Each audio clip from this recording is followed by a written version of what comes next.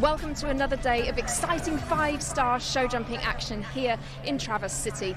Today is the pinnacle of the sport for the individual competitors, and we're going to be bringing you the 5-star Grand Prix in just a few moments' time. We've got an incredible lineup of horses and riders. We've got the likes of Kent Farrington, Beezy Madden, Shane Sweetnam, Connor Swale, and many, many more who will all be heading for the top spot in the Turtle Creek Casino and Hotel International Ring. Of course, this is going to be a 5-star competition with a jump-off. Don't miss a minute of all of this action.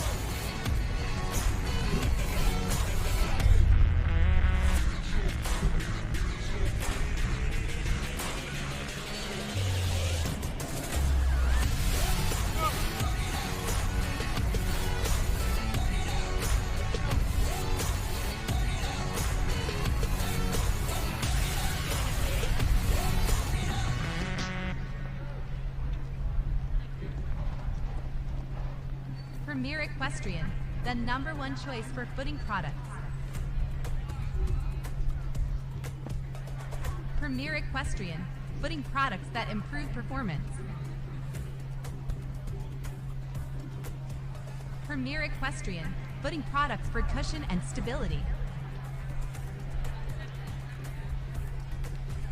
Call 800-611-6109 or visit premierequestrian.com.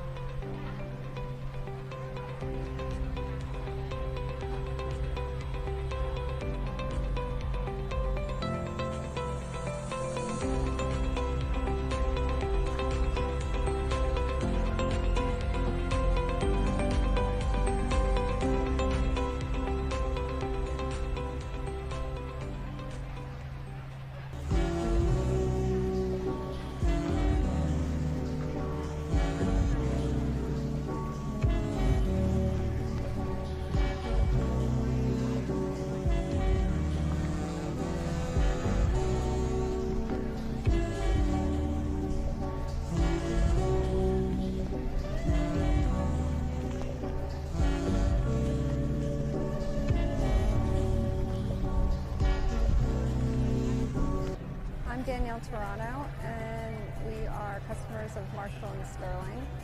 They have been amazing for us, for our business. They take care of our farm, our horses, our cars. It's basically one-stop shopping for us.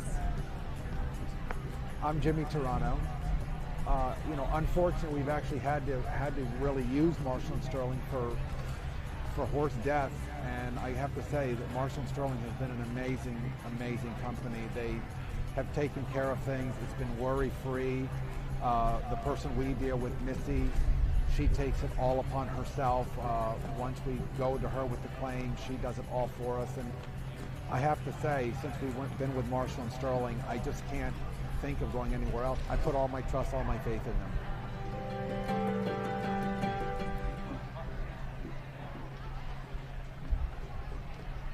The beauty, power, and elegance of warm blood horses is no accident. A history of carefully crafted breeding practices that walk the delicate line of art and science has created a horse that is as strong as it is graceful, so that it may successfully compete at the most elite level in equine sports. Breeders can access an American Stallion station that provides both fresh chilled and frozen semen options with full transparency on semen quality. Set on 800 acres of Lexington, Kentucky bluegrass, Spy Coast Farm is revolutionizing the breeding practices of warm blood horses. World-renowned stallions with proven bloodlines that have successfully competed at the top level of international Grand Prix sport are collected by a resident veterinarian and processed promptly for shipment to a domestic breeder for a timely insemination of their ovulating mare. The experts at Spy Coast Farm are determined to improve your U.S. breeding options by taking the guesswork out of semen quality. If you're looking to go out, go up, to get up and go. Whatever you're looking for, you and anyone you bring with you will find it all and more at the Grand Traverse Resort and Spa.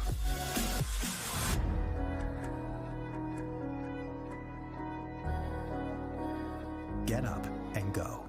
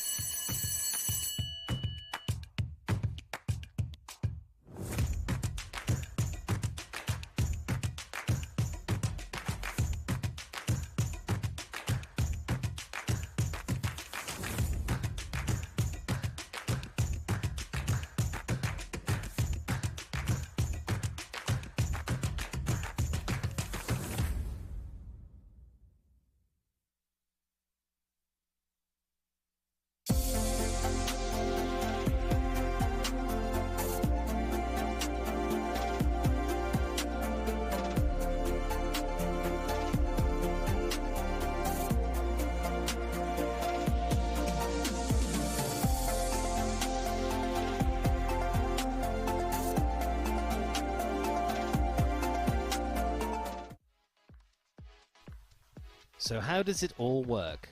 The key elements of show jumping is it's all about the fours. 4 faults for a fence down often puts you out of the equation. A stop on course, a refusal, also means 4 faults on the scorecard. The key to a successful run in a big class is going cleanly around the track. That's jumping all the fences inside the time allows. They also have to move up a pace as well to make sure they don't pick up time faults on the way. It's not easy, it's tough, but that's what it's all about. And if you get the big jumping right, well, you're in to the jump off. The jump off, the decider, over a shortened course, so less fences in this round, and the winner is the one that's fastest over the track and leaves them all up to claim the top prize.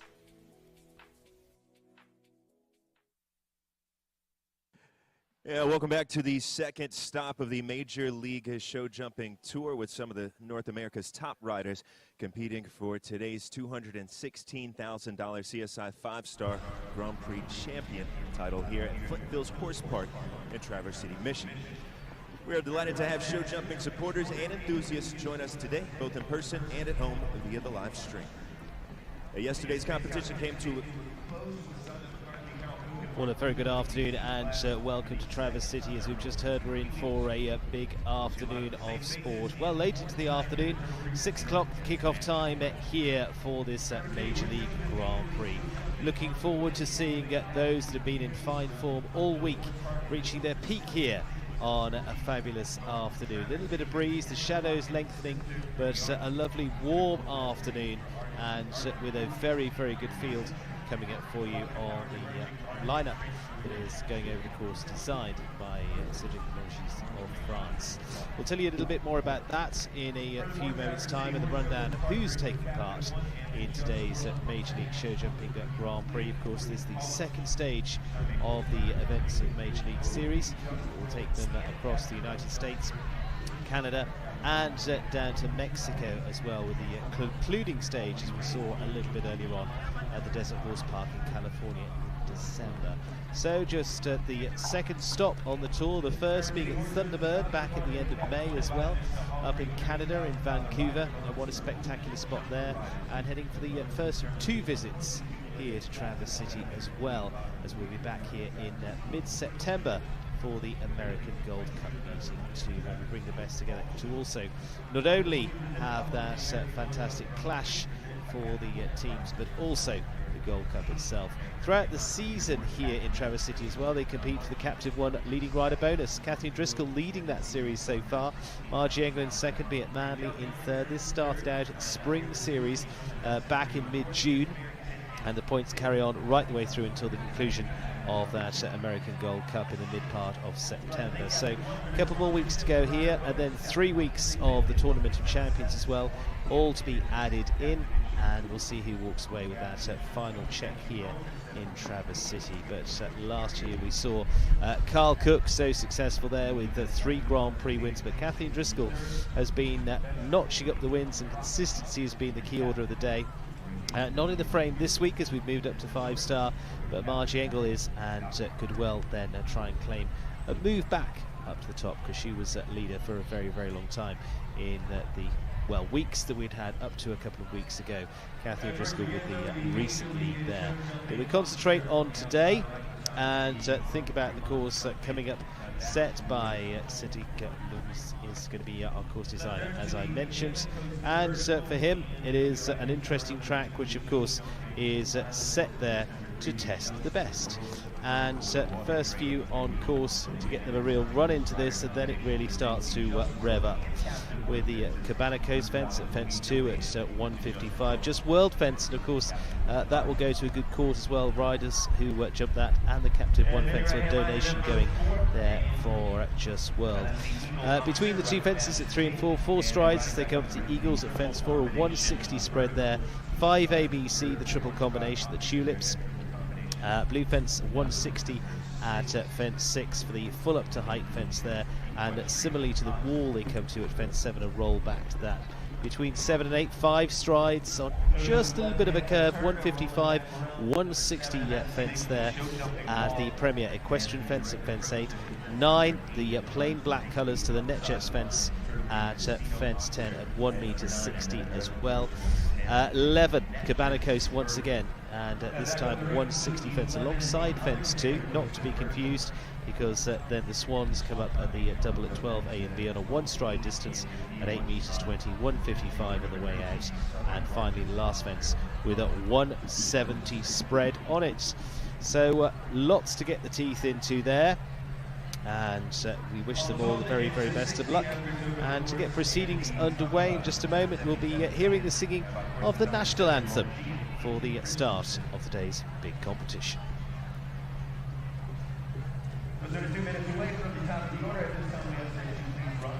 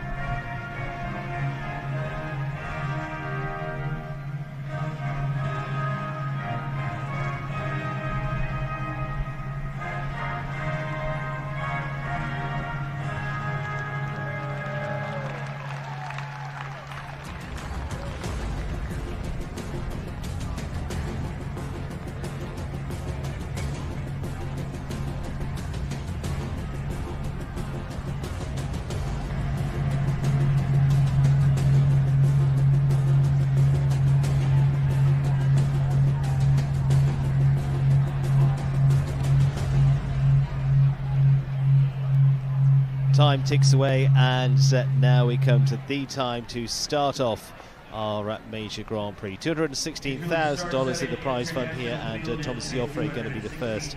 A time allowed of 77 seconds around this course.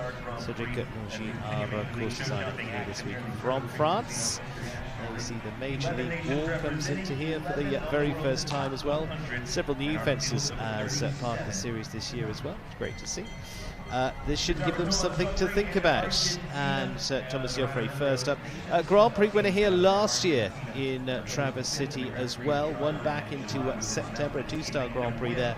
And this is really only partner at the international level as well. So starting us off would be interesting to see around this course. It's certainly not held back. It's full up to spec 5-star run here. So first they're just starting with the Major League fence at the top end of the arena. Again, plenty of room to come down to the Cabana Coast fence at 2, 155.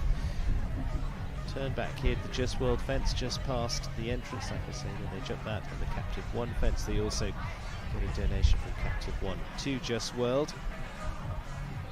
3 or 4 will be on the 4 strides is the plan. Through the tulips, the triple combination, 11 meters 50, so stretched out the first part for the 2 strides, and then 1 stride on the way out.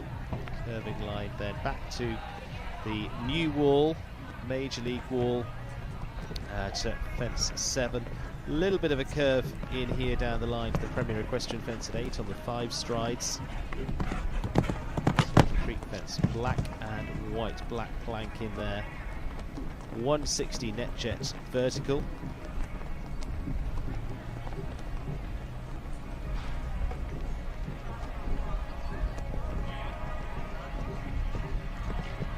This one just comes there on an angle, corrects it.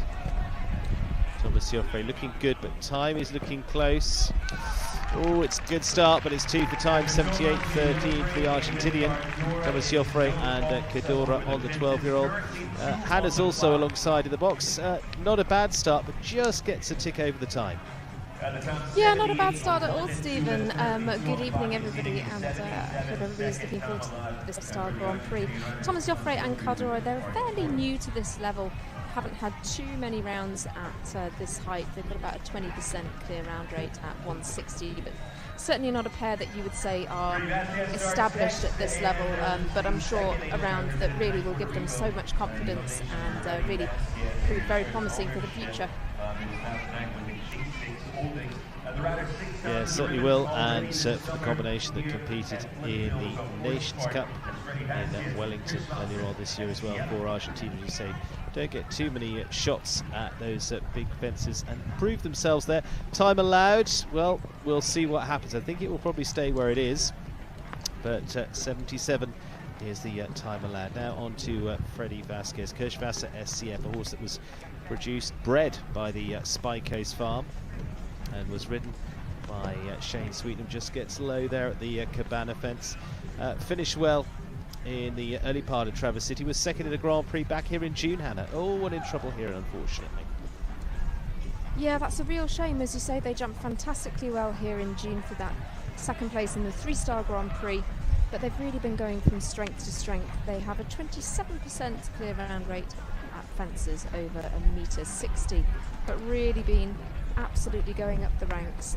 That 3-star Grand Prix result, quite the highlight for them, and they're one of the combinations who've been jumping here in Traverse City quite extensively over the past few weeks. Yeah, getting back going again now for Freddy Vasquez. As you say, they've been having some very good results here, so a shame to see that early stop into the course for them. Now the key is get a good finish. League wall, then a bit of a drive down to this Premier Equestrian Oxer.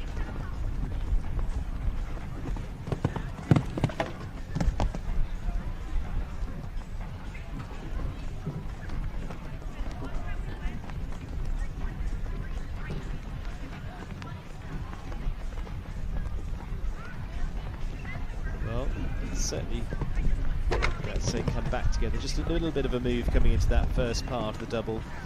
And I think not going to worry about the last. So puts her hand up. It's going to be an R on the scorecard. But as I say, from an early upset puts things back right, and it's really about the next time around. But not the end of the world. Freddie Vasquez and Kirsch SCFCC finishing in that much better vein. Okay, events down there, but again, a bit much smoother for the latter part of the course.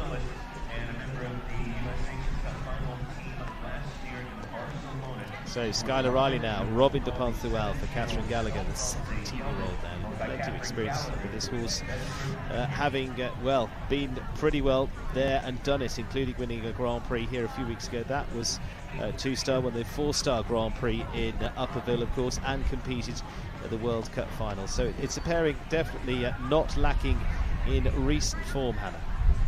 Yeah, really pretty on form. Those two results that you just pulled out there were definitely a couple of their highlights, but show their consistency, not only doing well at 2-star level, but also all the way up to 4-star, of course, now doing well at 5-star level as well. They have a 34% strike rate on clear rounds over fences of 1.60 m. Of course, these being 155, that bodes well for them in this competition, I think. They also have a 29% clear round rate over fences of this height, but you can see that the horse has the scope. It's just a shame just to sort of touch that plank fence out there as well. Yeah, a couple down to this point for Skylar Riley and Robin de Panthuel, just holding back at the wall there.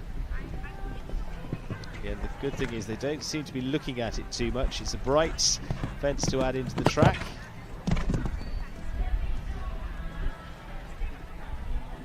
Netchets fence at 10 up to 160, as we mentioned, 6 strides down there.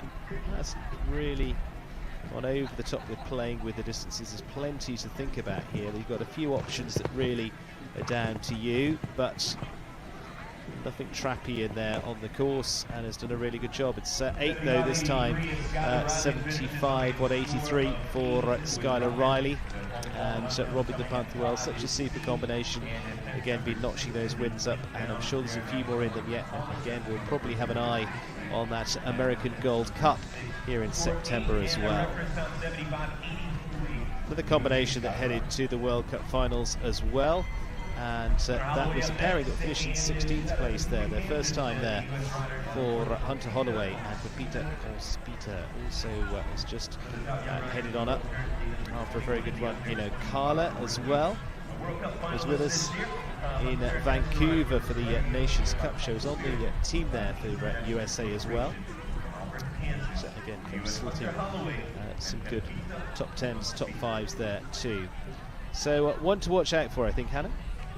Yeah, absolutely. This is such a strong combination. As you say, jumped at the World Cup finals for a 16th place overall there. They were also second in a 3-star Grand Prix at Akala. Have a 50% clear round rate over fences of 1.50 m, but covering the sort of 150 to 160 spread, they have a 22% clear round rate. But as you say, she also rides on the Major League Show Jumping Team Series for the Crusaders, and Pepita Conspita has been a great ride for her, for them as well. Yes, winning on the World Cup circuit last year. So, not going to hang everything on the stats, it's all how it goes on the day. And they are on the 8 faults at the moment. So it's not looking like a giveaway of a course this afternoon, which is certainly what it should be with a 5-star Grand Prix. Just gets a little bit stuck down there coming to the Premier Equestrian fence, gets a height but wasn't there for the width, and then flattens off and runs through that Netjets fence, and I think Mike will say yes. Thank you very much. Not their usual form, I'm afraid, and an early rail not making things so easy. Up but a hard drop down at the Premier Equestrian fence, deciding to say they've done enough. So there's a retirement there for Hunter Holloway and Pepita Conspita.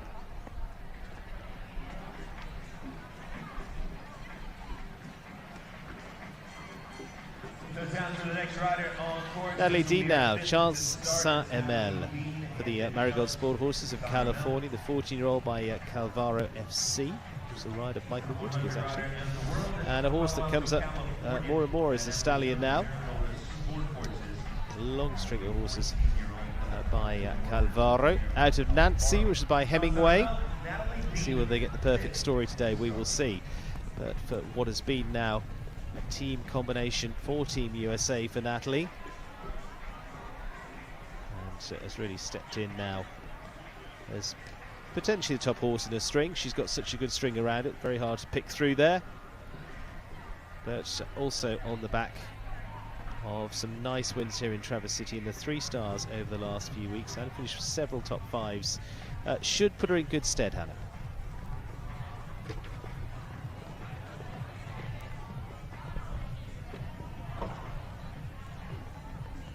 Just unfortunately picks up the 4 there.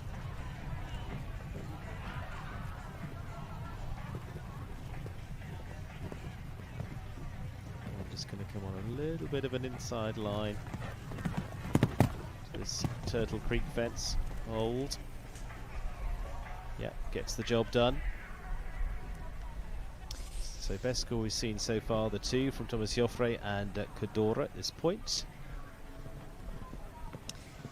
Natalie's had a great day here so far, Stephen, with the win in the 2-star Grand Prix. Absolutely brilliant performance there.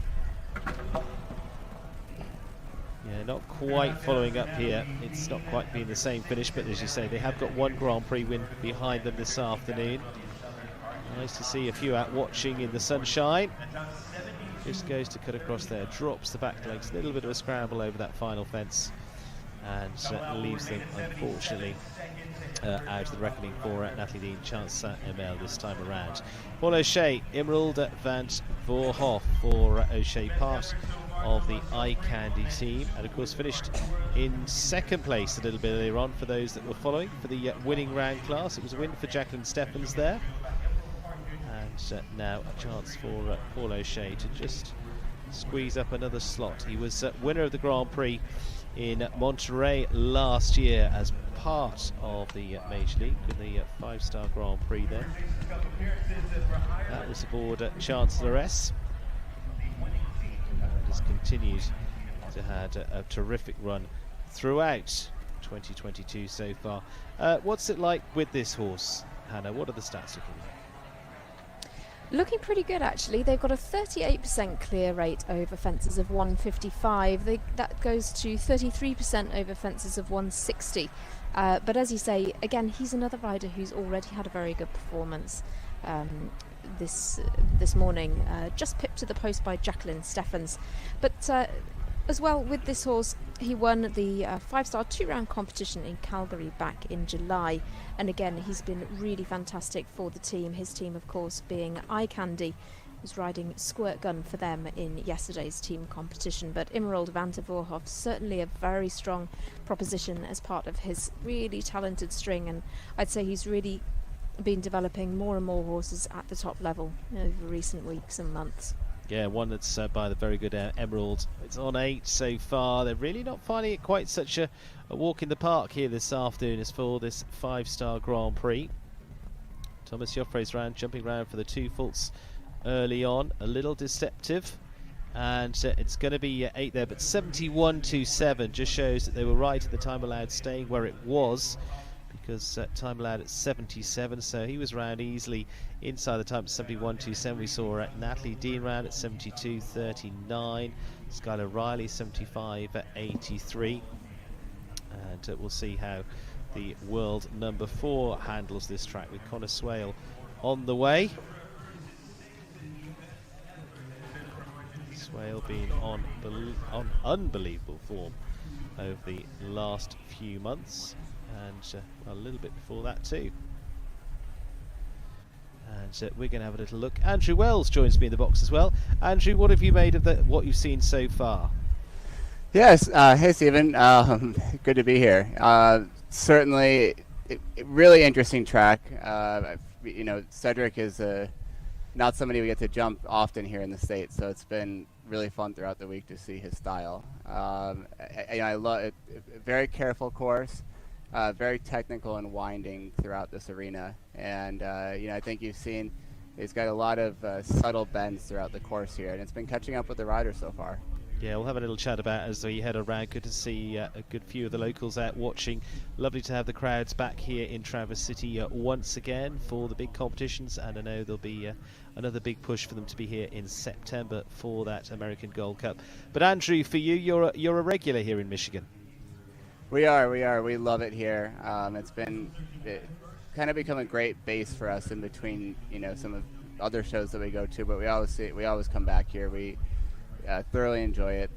They do such a great job. The management, every time you come back here, they've made an improvement, even if it was just from a few weeks beforehand. Lovely place to have our family. The area is fantastic, and you get top-notch competition. They have 12 FEI shows. How can you beat that? Absolutely. Well, it's a great place to spend the summer, as you say. Just a little bit of a hold at the moment before we go on to our next. Time, as I was mentioning down there we go. We're just going to come on to our next and roll on to Connor Swale, Vital Chance to La Rock. Connor, who's just been over in Europe as well, was competing in Dinar at the Rolex show there just last week as well. You'll be amazed to know, notched up yet another win. One in Tryon, and it's a long list of number ones throughout the season. Had a very good win in Aachen too. Always good to get one there, but has now moved up to world number 4 at this stage. Calgary also notching up the number ones and the Grand Prix in Tryon as well with this horse. Andrew, this is one I would expect to be able to handle this all right. Yeah, I think so. I mean, Connor's just on such a tear right now. It seems like, he's such an amazing rider, so he rides every type of horse fantastic, but he just, he's been riding at the fences like they can't fall down, which is certainly a nice way to be going around the ring. It makes life so much easier. Andrew, let's talk some numbers here. Cabana Coast fence coming up at the second, and that's caught a couple already, but it's really from here on in where, as you say, you start to be just a little bit clever with the way he's positioned the fences. Yeah, the 4 stride off a short turn, the Liverpool there, and I think that 4, it can, it's riding for a shorter mover, it's going to be a little bit up there, and then right after you have the triple combination, and then this is a real option here to this plank, and Connor had a touch on it there where he maybe had a bit more luck than others, but that's a real half stride of it's either quite a flat 6 strides off the oxer in the triple or very short 7, but it's maybe a little hard to see on the camera here, but it's right into the wall there too. So I think that needs to be taken into account. If you were jumping into wide open space, 6 strides might be a lot easier, but when you're jumping into the 10th there, that does make a difference. Yeah, using the ring very well here in Michigan. It's now become a well-established Grand Prix ring. Down this line here, a couple of them just moving there in that double, in the Swans double, Andrew. Yeah, it's that's it. The line walks about a step forward on the bend to that combination. There's enough room inside there, and then it's quite a sharp bend to the last fence. And I think we've already seen that with a few riders where, it walks middle to middle on 8 strides, but if you're any bit left, you're quite on top of that jump, and we've already seen some 7s there. Throughout the whole course, you've got from the wall to the Premier, one bending to the next oxer, and that whole last line has you've got a bending 5, 1, and then quite a sharp bend to the last fence as well. Well, Connor Swale there as we watch, giving us the first of the clear rounds. Vital Chance to La Rock, 76.86. Interesting there, Andrew. He was only just a touch inside the time allowed. Yeah, and he and that horse, Connor's a fast rider and the horse is a quick mover, but the few places there were options, it's to the outside 8 strides to the last jump, and that does add up when you only have a few time-saving moments throughout the ring, because one thing that Cedric's done is everything is so related throughout. You only have 3 or so rollbacks where you can really make a difference on the time allowed. Lacey Gilbertson on course at the moment, Carlin van Vennerhoff, and for her, she's been back here in Traverse City for a few weeks here in July. Had a sit down in Lexington as well, where she was putting wins together. It's really gone well on Damsel Saint ML, but this one is another that has been really giving us some solid performances. Lacey having taken over the ride from Shane Sweetnam back into the early part of this year. And Andrew, they seem to have settled in as a pairing now. They certainly have. Lacey's such a competitive rider. This was always one of my favorite horses in Shane's string. And they've just been growing as they've moved up the ranks together, but had quite a bit of success. And I think it always helps to have the institutional knowledge of, she's a member of Shane's team, and so to have that, the previous rider that's on the ground for you certainly adds to the chemistry and the partnership right away.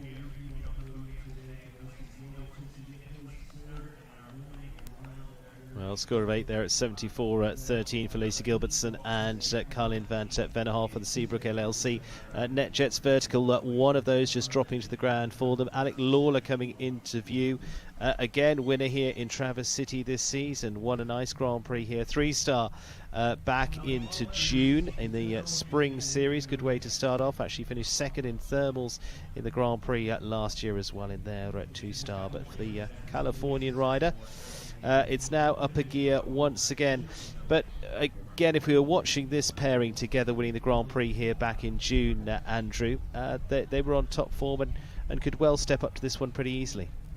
Yeah, Alex got a nice string of horses now, and he came here with a great plan. And I spoke to him when he got here in June, and he said he wanted to come here, get settled in the arena, and I think he did that right off the bat with a win the first week, so it didn't take him too long. And he said it was actually, he wanted to come here early to get ready for this week, and won right off the bat. But they've been on very good form all summer.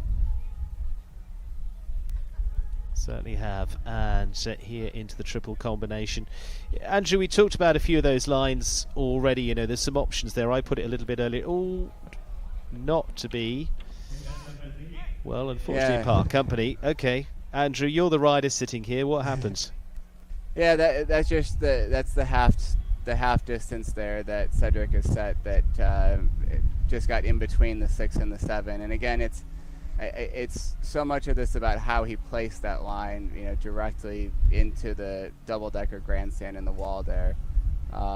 Unfortunately, just had a little bit of miscommunication and on the striding there.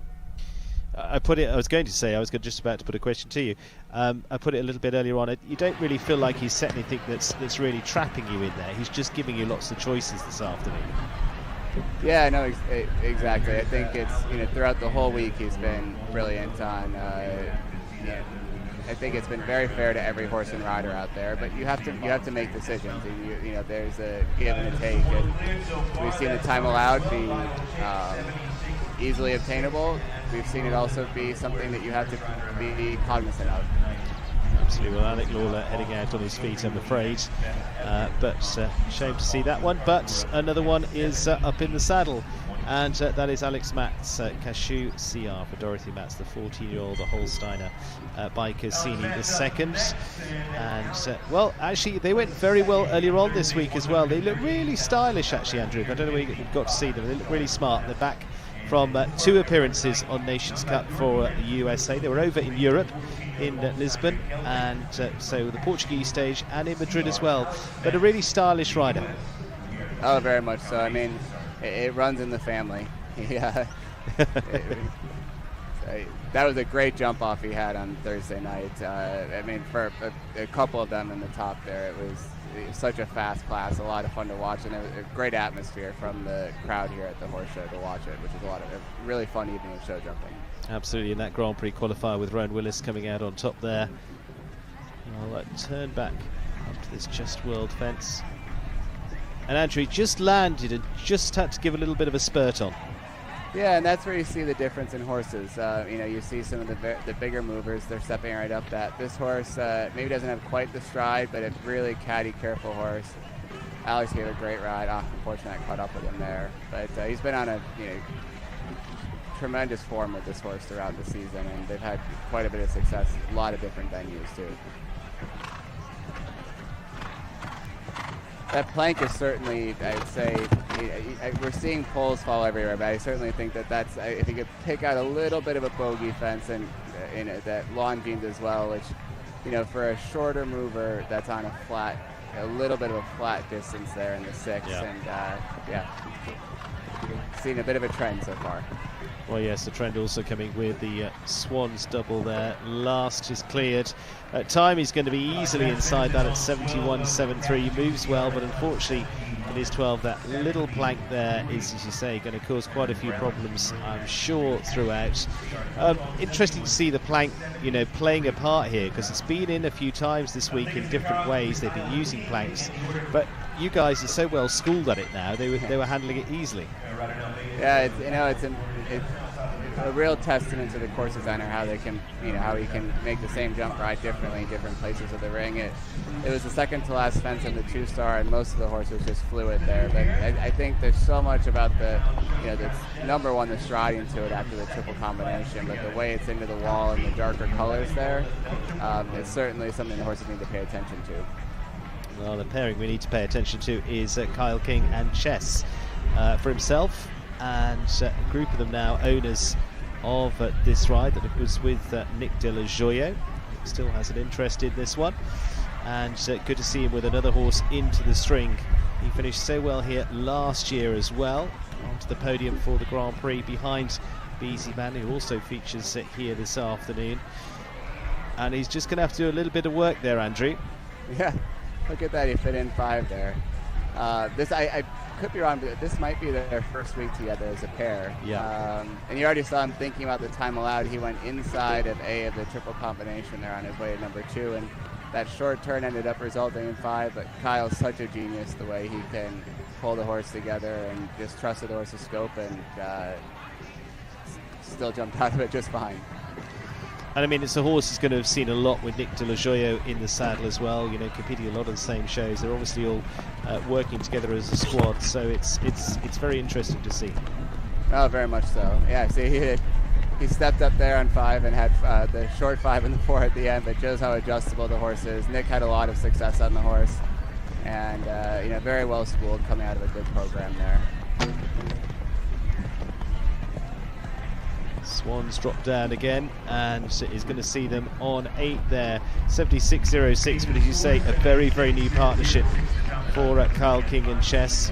Just got a little bit of trouble at the Just World fence, got themselves out of it, and to the back bar at the Swans. Andrew, that's dropping quite a lot. What's the rider thinking? Yeah, it's you're turning away from the ingate there and off that skinny. It's a flat 5, and I think if it's just a single coming in, that's quite a simple fence. But when you have the B element just behind it, you're seeing a lot of horses off that flat distance. They're setting themselves for the B element and just cutting down a hair early there. It's certainly set in a clever way. Well, smart thinking requires some smart riders, and one that certainly is Shane Sweeten and Birdie the Though, and the VoQuest LLC's and his own 11-year-old self-lancé by Magic Dell, also just back from France, was in Dinard just last week, finished 6th in the Grand Prix there with James Can Cruz, also with Alejandro, but making the move back here for this week. Actually jumped his horse in the Grand Prix in the 3 stars here in July, so he's been jetting between the 2 continents, but it is what is part of the sport these days, and we'll be really interested to see how these 2 get on here, Andrew. Yeah, and they slipped inside as well. We've seen that time allowed play a little bit of factor, and that's a place that you can just shave a second or 2 off inside from 1 to 2. But Shane, as you said, he's been on both sides of the ocean, and he's got a fantastic horse over there. Jumped beautiful last week and comes right back here with a great string. And I've always really loved this horse, and nice to see this horse stepping up to this level so well. Very careful jumper. Well, that one clear so far with Connoisseur inviting chance to Low Rock for Ireland. Could it be another for the Irish? Major League Wall.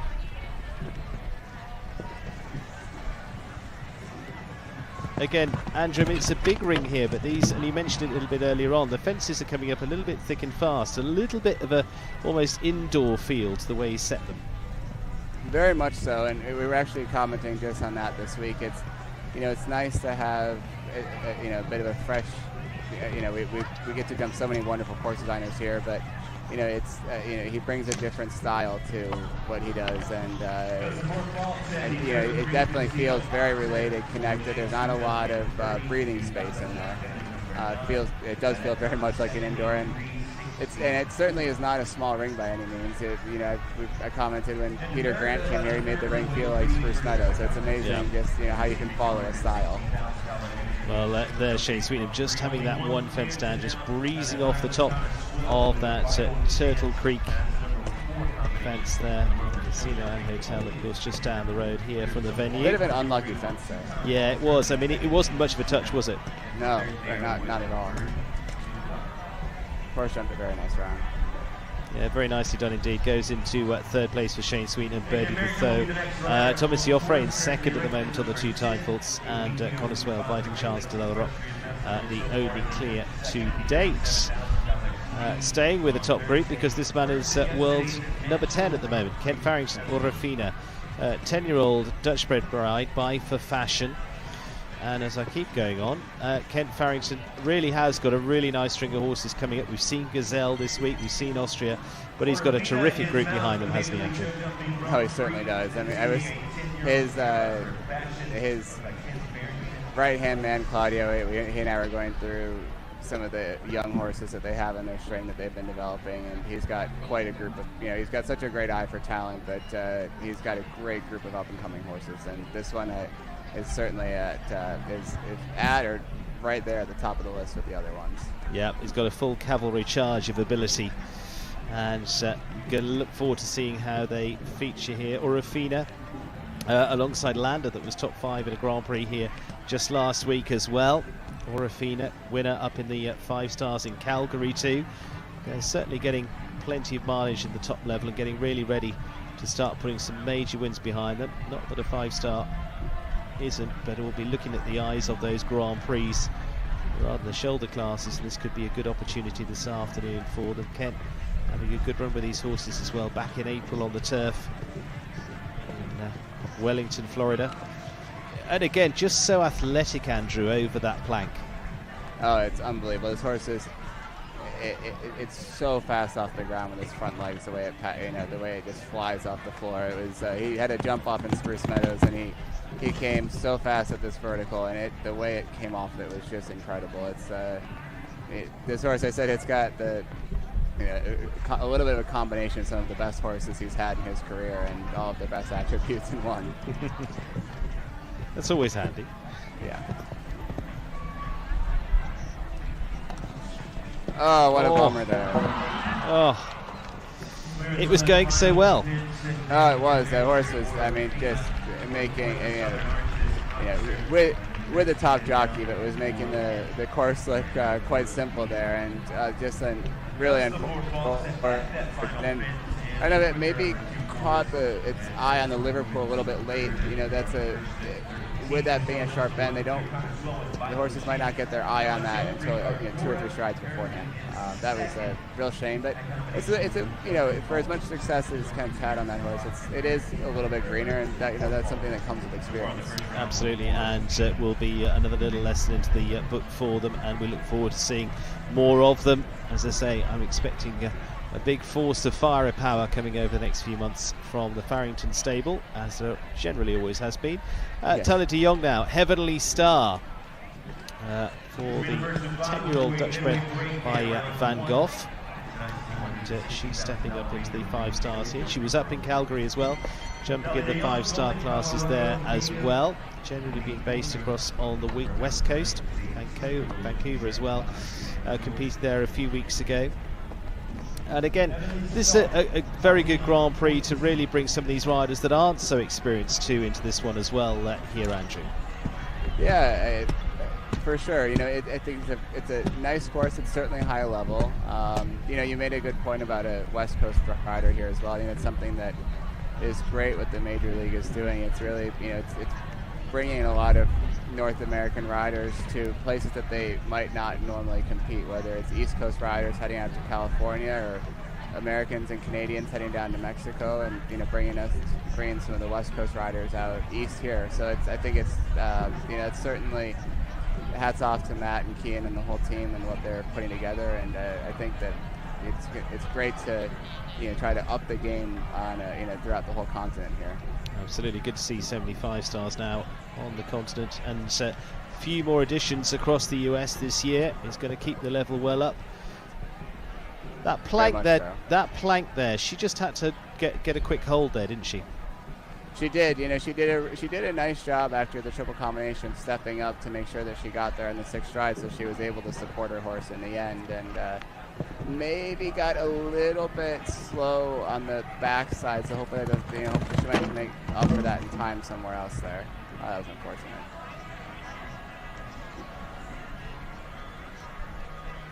That's a bit of that awkward S line that Cedric has created there.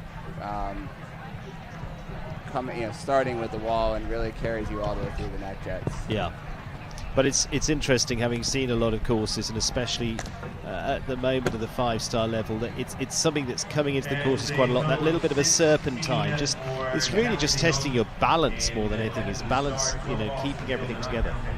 Oh, very much so. I mean, I think all good courses they promote if you have good management of the canter and your flat work, you're always more successful. But the need to ride your line and track is it's really being put to a test today. Yeah, very different from the days of it's not up and down the ring anymore in a straight line, and seeing what happens over some big fences and saying just got to keep that serpentine movement there, keep the sway, and a lot of that, as you say, absolutely comes down to that flat work done.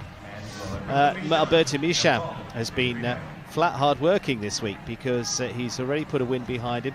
First couple of days here in Michigan with Naval de Rivera, and on the 12-year-old now for the Spanish-bred ride.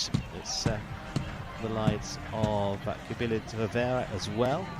And Abby, one of the few to have that just world fence there, but again, it's a line there. Is that fence, or is what they were thinking about in the future? I think a little bit of both. You're turning right past the in-gate there. You're already riding up to the Oxer. I think Liverpool early on the backside there, it gives the horses if the horses notice that, not saying Abby's that was necessarily the reason why, but with a Liverpool on the backside there, it can influence the horse's arc if they're paying too much attention to the water tray to be about a foot further away than where it should.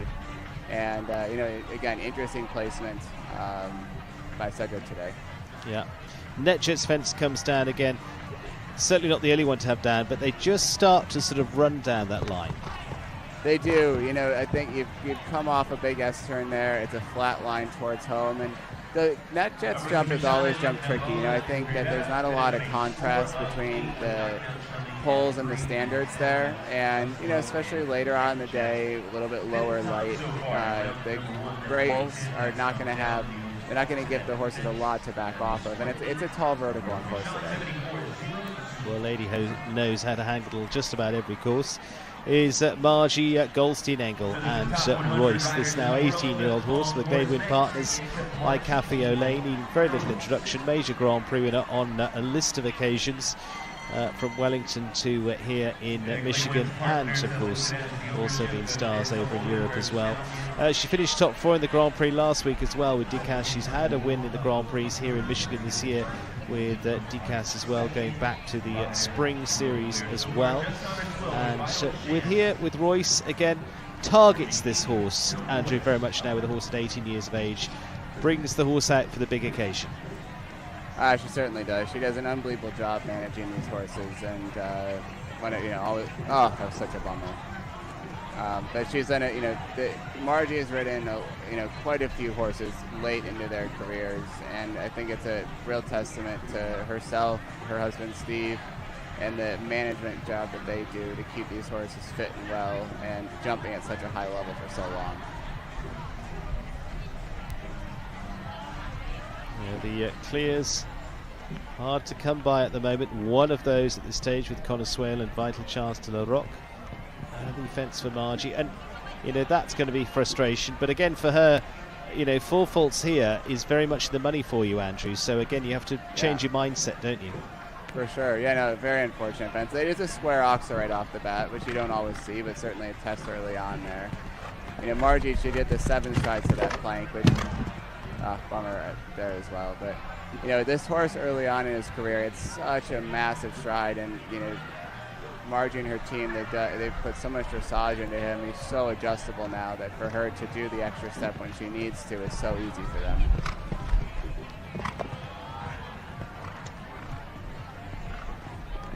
Unfortunately, not their day today, but Margie is one of my all-time favorites, and I use her as an example more in teaching than I think of anybody, because she is one of the most effective riders. And every time a student says, "Well, I'm not. If I were just taller, had longer legs," I said, "Look at what Margie Anglo's done in her career. She's one of the most effective riders out there, and no matter what size of horse, just a true, absolutely, what a competitor." Yeah, it's absolute star, as you say. It's not about the rider will fit to the right horses and do a great job. Yes. Well, we're going to the tall Australian. Yes. That is Rowan Willis and Billy Gilder, who's also quite a tall horse as well.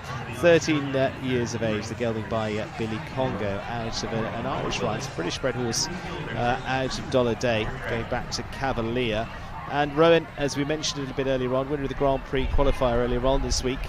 And so that was with Blue Movie, of course, his fantastic horse that went so well at the last World Championships. The next one literally on the horizon, coming up next week. But Billy Gilder has been building nicely into his string, and after finishing well in Vancouver, a couple of top fives up in Calgary as well. And really, for this one, Andrew, it's been about getting the mileage. Andrew Wells in the box with me. It's been getting the mileage together with these two. Yeah, very much so. I saw Rowan when we were up in Spruce Meadows, jumped a beautiful round the Grand Prix with this horse. A very different type than Blue Movie, his mount that he won on Thursday, but Rowan is a brilliant rider, can ride so many different types well. This horse has such easy scope, and I think really can jump any track out there. Bit of a shame coming into the triple combination. We've seen that come down a few times. Tall enough vertical coming in. That net jets are just on that flat distance has certainly caught up with enough riders today. It has, and okay, it's a longer distance coming down there, but it's not over testing, is it? I mean, it's just the fact it all links together. Yeah, no, this whole course is. This whole course feels so related, and I think, again, the placement up against the wall, kind of into that corner. I think you're seeing a few horses maybe already starting their turn a little bit early, that they're just not quite finishing their jump the way it's set into that corner there. In-gates also off to the right-hand side. I think there's a few pieces of that there, but certainly jump that needs to be paid attention to. Absolutely, testing the versatility right the way through, and probably the most versatile rider is Beastman, Brightling LS, and on the 60-year-old by King Terror, winner of this Grand Prix here last year, in fact, and for her, from Olympic gold medals to winning major Grand Prix all around the world. Twice winner of the King's Cup at Hickstead, which was a major Grand Prix just last week as well. And of course, one of the finest riders that the US has ever produced. Beezy competing up in Spruce Meadows with this horse a few weeks ago, and lovely combination together. Of course, they're World Cup champions previously too. Hopefully, you get a masterclass here, Andrew. You took the words right out of my mouth. Every time you watch Beezy ride is a masterclass. Even if I tell our students, if you get a chance to just go watch her on the flat when she's up in the arena there, you're always going to learn something. And her horses are so well schooled. She's an absolute genius, and she's. I will say also, it's somebody to ride on a team with. There are far and few that are better to be with there. Absolutely. As you say, one of the sports you get that opportunity, and you go to shows like here in Michigan, you go to Wellington in Florida, you've got some of the best riders in the world. Go and spend some valuable time sitting by the ring and watching them. Yeah. What an excellent use of track there on Beezy's part, and she was spot on through that bending line.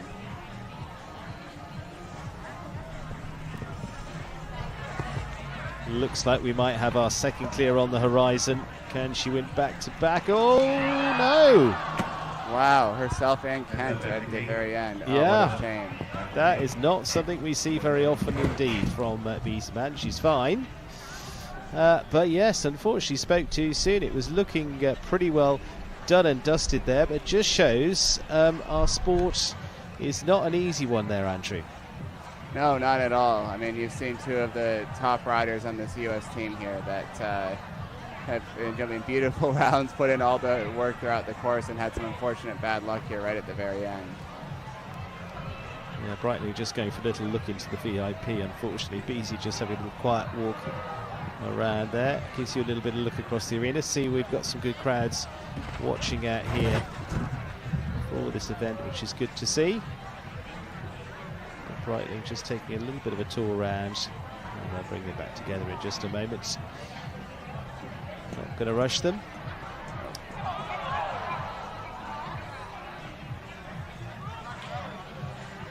Clear so far. Just to remind you, just one of those, Connor Swale. Vital chance de la Roque at this point. Thomas Joffre jumped round for the two faults with Cadora. I think Andrew, from his point of view, it look lovely. Yeah. Well, maybe you need to shave a extra second off of your track somewhere. But he made the course. He made lovely work of it first in the ring, and certainly proven to be quite a test since then. Yeah, back together now, all fine for Brightling LS and Beasy now. Well, with the rakes, just making sure everything absolutely perfect for the riders' conditions out here. Hard-working arena crew, some familiar faces that you'll see at pretty well all the big events in the US, and I think we're just going to take a little bit of a break as we hit the around halfway stage of this Major League Grand Prix here this afternoon. We're just going to take a little bit of a breather for a minute. Andrew Wells, thank you, and I think we'll probably go through a couple more horses yet after that break, but just going to run around here with the tractors, and we'll be back here in just a moment or two. Reminder, one clear at this point with Connor Swale and Vital Chance de la Roque. It looks like we're just taking a little bit of a breather for a minute here in the International Arena, Turtle Creek Casino and Hotel International Ring here in Traverse City.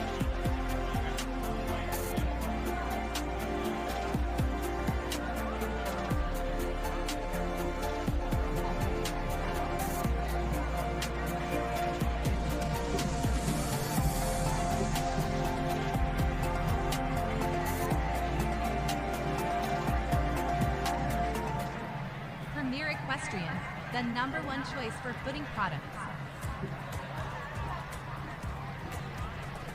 Premier Equestrian, footing products that improve performance. Premier Equestrian, footing products for cushion and stability.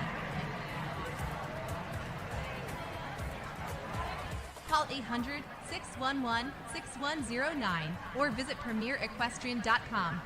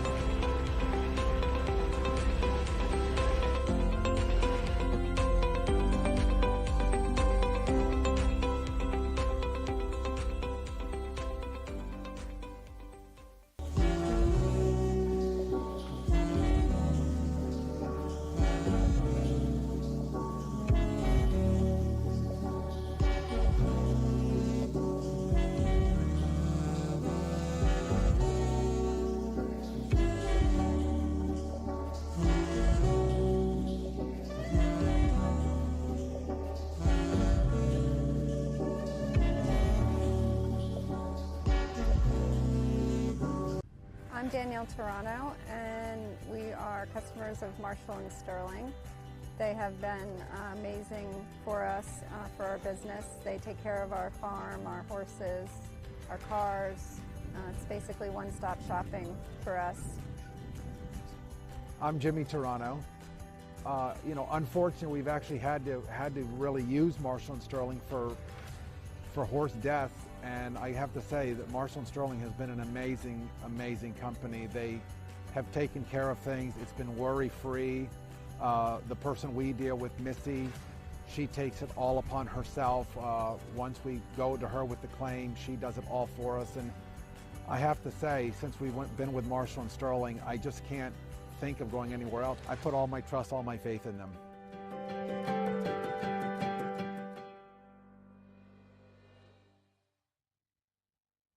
The beauty, power, and elegance of warm blood horses is no accident. A history of carefully crafted breeding practices that walk the delicate line of art and science has created a horse that is as strong as it is graceful, so that it may successfully compete at the most elite level in equine sports.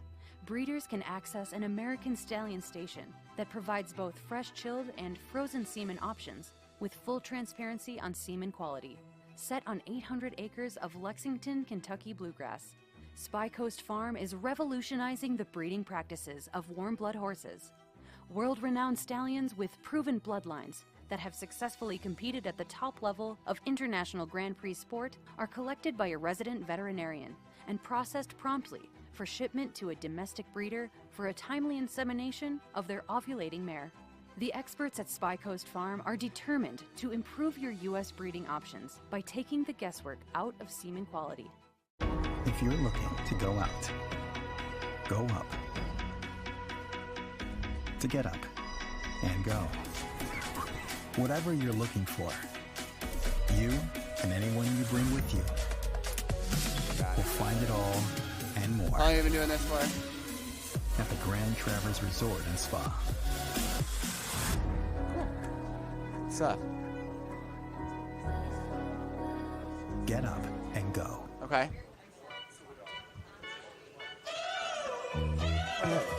What's up? You're good at it. You're good at it there.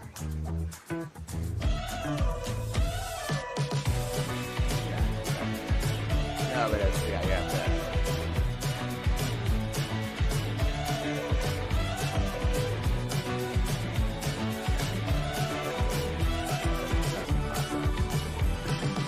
Yeah, it's been good throughout the week here.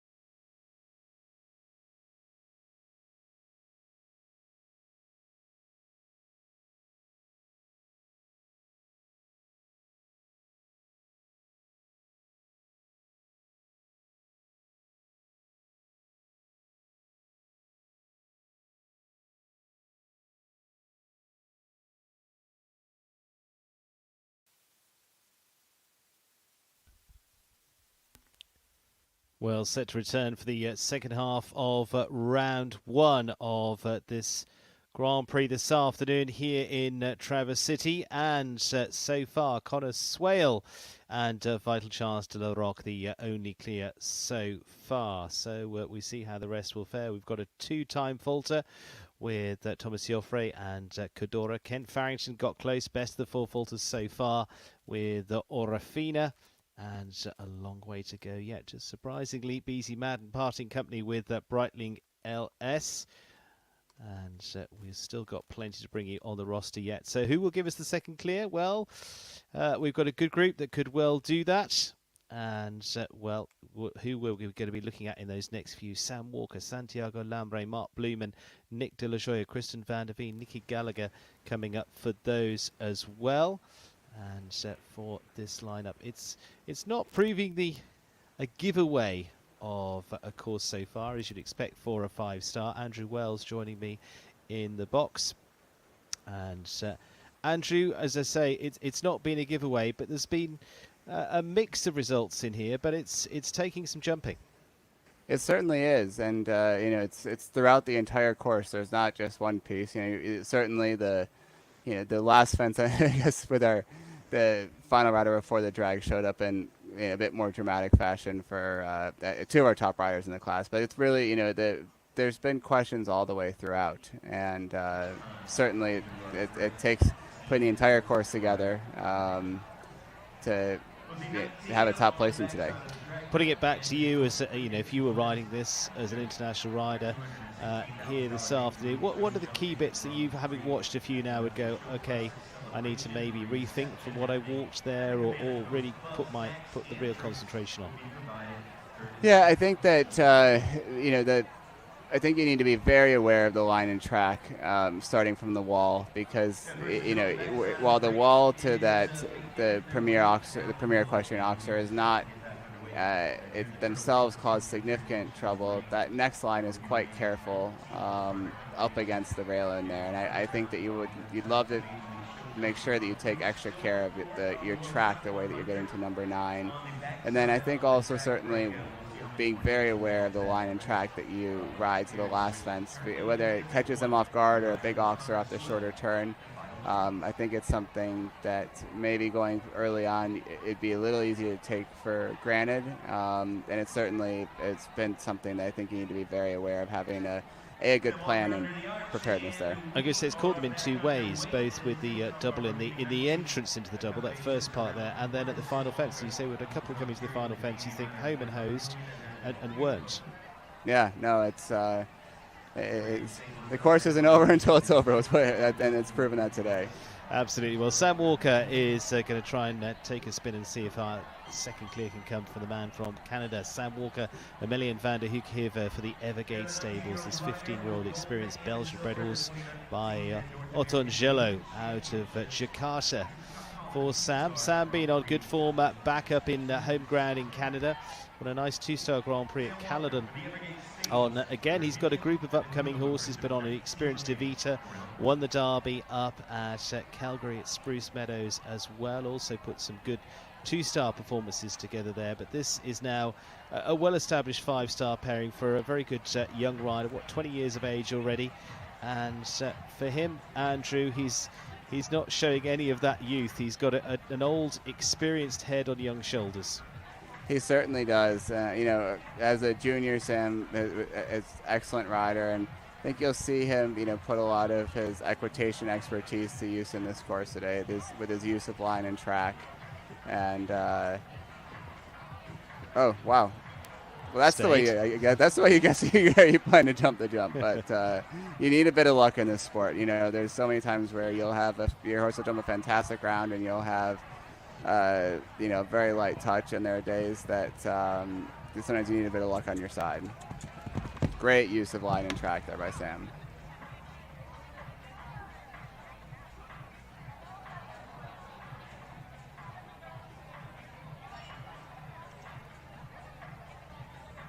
Down a close fence once again, this line that we've been talking about.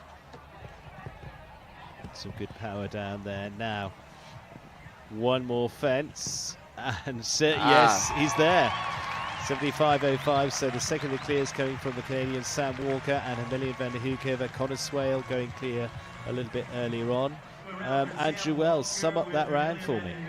Yeah, fantastic. I was talking to Sam after Thursday. He was thrilled with the way that they call her Maya jumped, and he's done a great job. He said, he was saying he had a whole plan through this year to really build her up towards this class, and hats off to he and his team. It certainly worked. But I thought just what we mentioned early on, just really being aware of line and track. Sam, he's an equitation finals winner, excellent rider, but I thought he did a great job of his awareness where he was throughout the entire round there, and certainly paid off.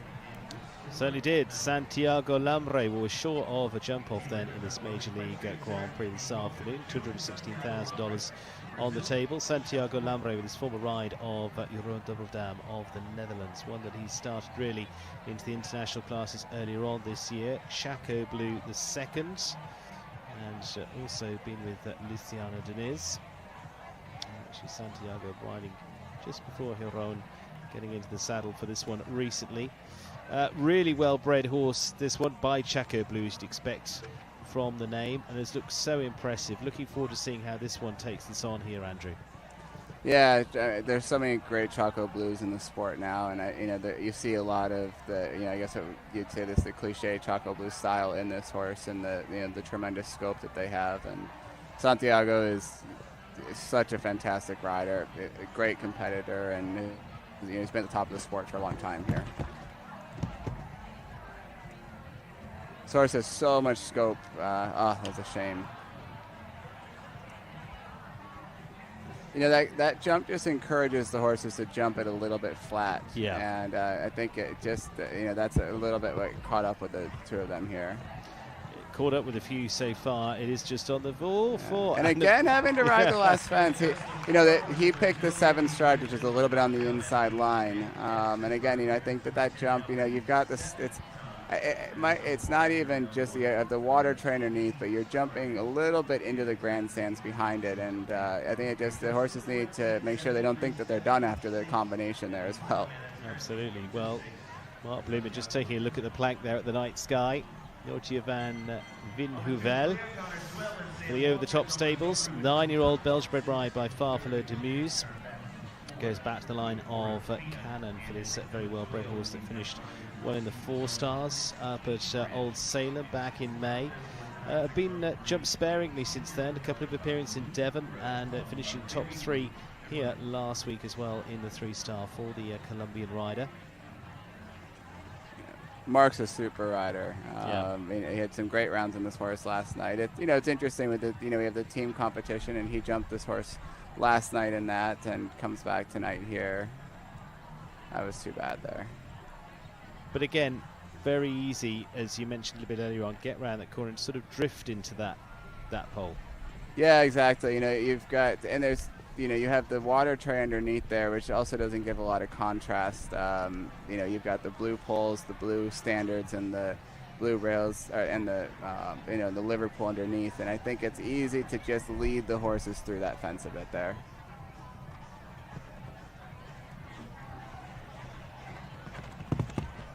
And very good use of line and track throughout the serpentine there. And even that's a careful vertical. Even the ones that are the very tighty, careful jumpers there. That's a shame. But that NetJets takes a good bit of jumping. Coming home on the 8 faults for Mark Blumen, and the one that has a look at it. Yeah. Has it down. What are they seeing? Are they seeing water? Are they not seeing it? What's your thinking sitting there? I think all of the above. I think it's a little bit the perfect storm of, you've got the grandstands just behind there. Some of the horses are looking up into that. You have I think a few horses turning from the in-gate. They've just finished a tough enough combination. They might think they're done, and then with the water tray underneath, I think it just is catching their eye just at the last second. We had a great, Alan Wade did a great talk with all the riders, and people kept asking about what he puts under the fences. And he said, well, if you guys just did your job and got the horses to focus on the top poles, it wouldn't matter if there was a bush, a water tray, what was underneath. But it's a lot easier said than done. Course building taken down to the easy options. Thank you very much there for Alan. One of the great course designers, and of course the man who built the courses at the last World Championships in 2018.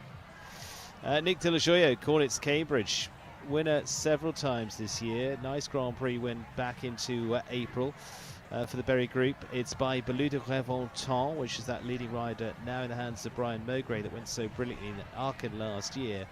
And this is the next generation one, Andrew Wells, is one I think quite a few people would like their hands on, but Nick does a great job with it. Really good partnership. Very much so.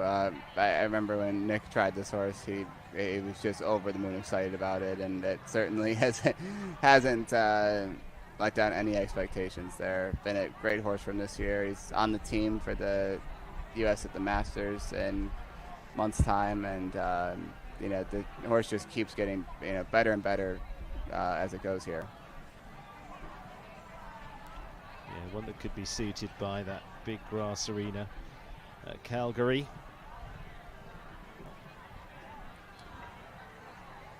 Horse has its own style a little bit, but he's a very careful, tidy jumper. Yeah. And really knows where the poles are. Yeah, and that's a little bit of what I mean. It's a super partnership together. They've really come on. I mean, again, lots of talent in there, but it's 2 super talents in one here. Yeah. Nick did a good job really making sure to keep the balance there to that tall vertical.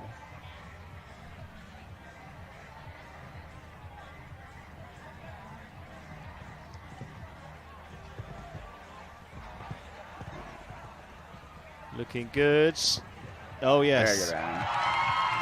Very good round. You know, the horse has just such an awareness of where the poles are coming into that combination. You've seen a number of horses in that Swans combination there just cut down on the A element when they see B, and he just, you could see him just make sure that he finished that back rail before setting himself for B. Well, very nicely done. Suddenly we're at the 3 clears, Nick de la Joya and Cornets Cambridge, joining Sam Walker, Hermelian van der Hooghoven and Connor Swale. Vital Chance de la Roque. Some familiar faces in that group now. Christian van der Veen, Bull Run's risen. Bull Run's jumpers now 16-year-old Dutch-bred horse by Utopia. And winning trial back into June this year. And again, this is a pairing that have done the World Cups before now. Finished well in them. And a list of 5 stars as well. Be interested to see whether this is one that could join them, because again, as we know here, Andrew, if she gets into the jump off, she's going to be hard to hold. And this horse, if I remember right, has a pretty big stride. Oh, massive stride. You know, you can see her here even taking an angle on the 3rd fence to put a bend in the 4th stride just to accommodate that, where we've seen some other horses having to ride up there. And Kristen is such a brilliant rider when she gets in the jump offs. You know, even this, you know, this maybe looks like a little bit of slower type of horse compared to Orafina or Credence, to use Kent's horse as an example. But she does such a great job using a stride and to her advantage to really shave some seconds off the clock. Absolutely, as you say, they're all a little bit different. This one just reaches out and just has no trouble absolutely eating up the ground. There's others that will scamper along the top, but yeah, got to get the distances right. Yeah, that 6 strides, what's been flat for some horses, got very short for her. And she landed and she got quiet, which is what she needed to do, but it didn't quite work out, did it? No, unfortunately. I haven't spoken to Kristen. I would guess that was maybe something she's considering doing 5 strides there, because with the stride this horse has, it gets up those lines so easily. Well, just going to finish on the 4 faults, 75.83.4 for Christian van der Veen, and Bull Run's risen, holding at the 3 clears now. Good way through this class for this Major League Grand Prix this afternoon here in Traverse City. A little later on into the day, but bringing the crowds out on a Saturday, well, not quite night, but later afternoon. Lovely time for them here. A little bit cooler. It's been a warm few days. It was a little bit damp at the start of the week. Definitely picked back up again. Yeah, I will say the last 3 nights, even though they've been a little bit warm, have been just beautiful, and it's been great sport to watch between the jump off class, the meter 50 jump off class Thursday, the team class last night, and it's certainly enjoyable on these beautiful evenings. There's not many places nicer in the world to be, but it's great to have all of the exhibitors that are here competing get a chance to, when their days finish up, be able to come out and watch and be a part of these classes here. Yeah. Nicky Galligan, Jarvis Miss Jordan, and this pairing again that very much are a pair together, have won Grand Prix down in Thermal before now. Went so well in Thermal last year as part of the 5-star there, finished 2nd in the winning round, 2nd in the team class there as well, and continued for top 5s through their 3 stars in the early part of this year, and then joined us a few weeks ago for again top 3 again in Vancouver up at Thunderbird. 13 years of age now, this Irish bred horse by Louis Dam. This horse is it just has so much fight to it there. It's a real winner, this horse. Again, you just feel, as I say, as a partnership, she gets in there, as you say, and just starts fighting, wants to give you a clear round, doesn't she? Oh, very much so. And they're a great combination, the two of them. Nikki does a great job with her, but, you really can't beat, a horse with a big heart, but especially a good mare with a big heart that just wants to get in there and fight for you. They sometimes have opinions of their own, but if you can have them on your team, there's no better teammate to have.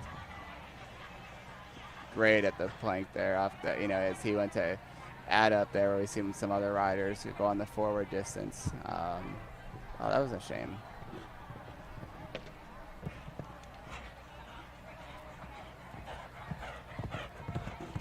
think we've seen that plank jump a little bit better in the Yeah. second half of this year. I think maybe if there is some riders with a bit of indecision whether to do 6 or 7 strides to it, it seems like the second half of the class has really settled in on they've seen what the outcome has been and been able to really make a solid plan for themselves here. 4 faults as well is also going to put you in some good money. Nikki Galligan, Jarvis, Miss Jordan will stay on that. They get inside the time at 74.89.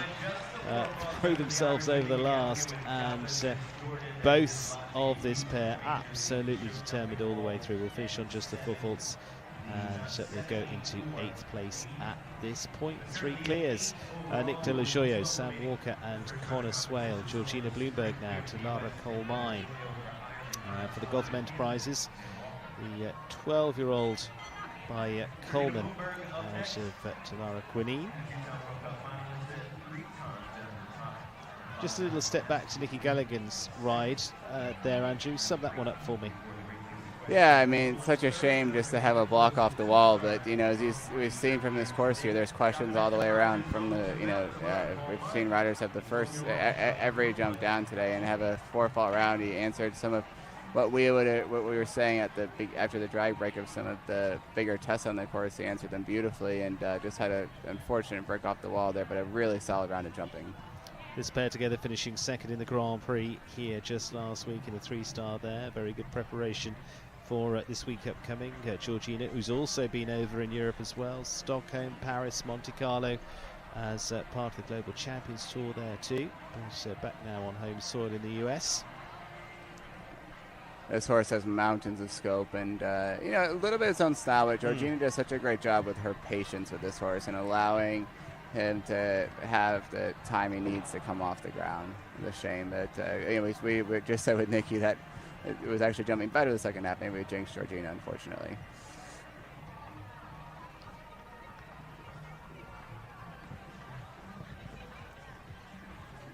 As you say, will definitely jump a fence, but just as you say, she's got to have the timing right. And just on the 4 at the moment, whereas they went very well in the Grand Prix here just last week.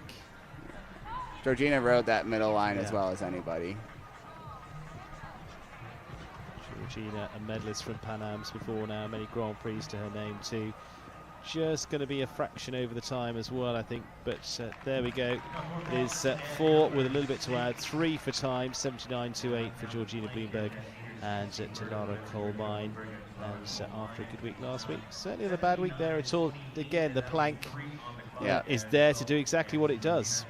Yeah, exactly. And, you know, the time allowed, this horse is a bigger mover, and as we've seen it, this court, you know, bigger movers, they're having to, you know, these lines all ride quite slow for them there, and there's not really too many opportunities for the leave out. Unfortunately, the one that there was caught up with them there at the plank, but certainly when you're having to wait down a line, it can ride a lot slower than a horse that is kind of catching out of rhythm there. Staying with the 3 clears, Thomas Joffre into 4th place so far on the 2 time faults. Kent Farrington in 5th, the fastest of the 4 so far on 70.67.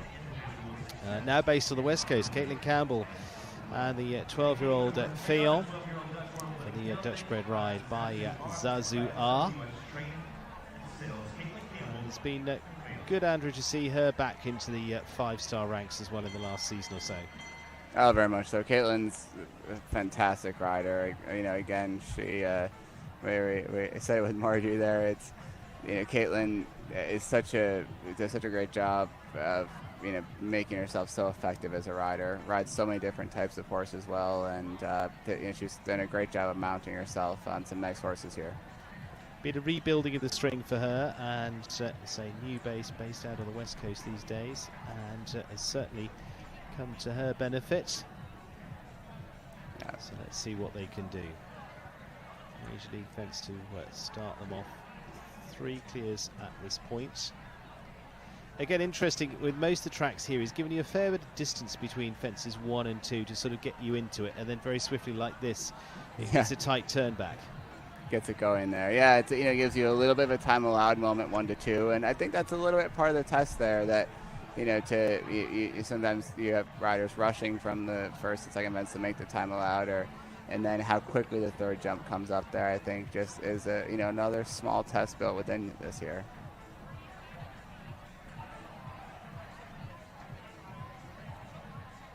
Early on the 8 for Caitlin Campbell and Fayont. They're jumping the wall well. They are. A really unique wall. Got a clever design to it there, but it's a solid wall. And I think off the turn, the horses are sitting on their hind end, and it's again you need to use that jump to set up this whole line. And Caitlin did a very good job of that. But it's interesting the way you use a wall these days. You say it's solid, tends to be able to run at it, gets them jumping at it, but it's how they link it in, isn't it? And it's the same way here. For the course designer, Caitlin Campbell coming home on going to be the 8 fulls. Should just squeak inside the time, 77.29. But a wall on its own in the modern era isn't such a big thing for you. No, it's not. He did a good job here. It's off of a turn back here, and you see Quinton here giving his horse a look at it, because it's certainly a different looking fence, and so it's not something that with a horse that's inexperienced at it that you want to be turning back so short on. But at the same time, that's also, we've seen the time allowed come into play today. That's a bit of a time-saving moment that you can have there. If horse has experience on how to jump the wall. We see so many careful, delicate fences here, and we've seen the wall get knocked down as well. But I think that if you can really use the wall to help create some shape in the horse's jump, maybe it's a jump that you're not having to protect quite as much as, let's say, the skinny at the Cabanico skinny or the Netjets vertical. There's certainly some benefits to trying to let the horse use themselves at a fence on their own there. Went to judge on course with HH Zorro Z for the Double H Farm, the 9-year-old, and just really found that distance just a bit too tight in the end. Yeah, short 4 strides. Again, a big moving horse. We said we've seen some horses that to ride up in there, and this horse is a big, scopy jumper, and I think just stepping up to this level here, and Quinton's producing nice horses, and I think you see that learning to when it puts in these big jumps here, just how to make sure that it stays balanced in these short distances. That was very well done.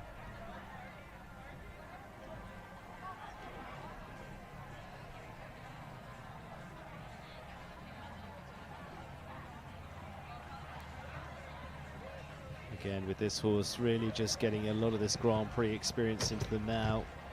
This 9-year-old, it's going to be 3 down minimum today, going to be 3 down for them, and actually going to be 16 in total, 77.18, 77.80 to be exact, 17 in total. But again, you wouldn't be too displeased with that one, Andrew.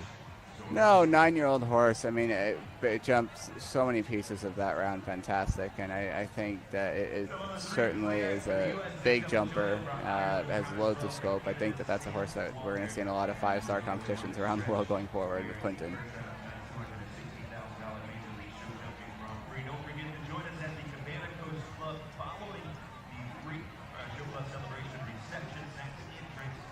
Looks like we're going on to Lucy Delorier now, and Hester would be quicker to run down what they haven't done in this horse's career and ride together. Medals at Pan Am Games, brilliant performances at 5-star level, on the winning team in Aachen last year for the US squad, and for this 17-year-old horse now teamed up with a rider that's not much older, Andrew. No, exactly. They I guess he balances out if he were to add the horse and rider's age together there. But it's been so it's been so neat to watch these two come up through the sport together. From Hester being a young horse, and what's incredible is that Lucy's really brought him up herself, and from a young horse, and they've everything that the whole list of accolades that they've done it for the first time together, and just what an amazing pair. Yeah, lovely combination together. As I say, they went through right from the juniors right the way through to the highest level of the sport, and still got a lot to give yet. Again, another testament to good management there with her family, and she's her father Mario and mother Lisa. They've been around the sport and have had. I think they've picked out some of the nicest horses that we have in the world today. You know, Mario's got such an amazing eye, and you know, she's also had had an opportunity to work a bit with McLean, and just a great team, and you see it in all the success they've had. Fence down, plank there, just a little touch with the front feet, but again it wasn't a lot, but again you just get rolling forward. Does not take much on those flat cups. It's a very, you know, that thin plank there does not take much at all, unfortunately. Again, 4 faults playing for places at the moment, so again you don't want to hang around too much. No. Lucy rode that tall Netjets vertical very well, made sure she had very good balance there for the horse. Bit of a strange rail there, that was unfortunate. Yeah. Going to be a total of 8 at 73.26. Unfortunately, a couple down this time for Lucy Delorier and Hester. Unusual for them. But the plank really, as you say, is one that you can discard. And this one just a funny one to have, unfortunately. Just can't quite see that one. Again, tough line. It's a bit of a flat distance there. And it looked like Lucy actually gave a good ride to get up the 5 strides there and to put in a nice round jump. But you know, even the most experienced horses in the class sometimes misgauge one occasionally.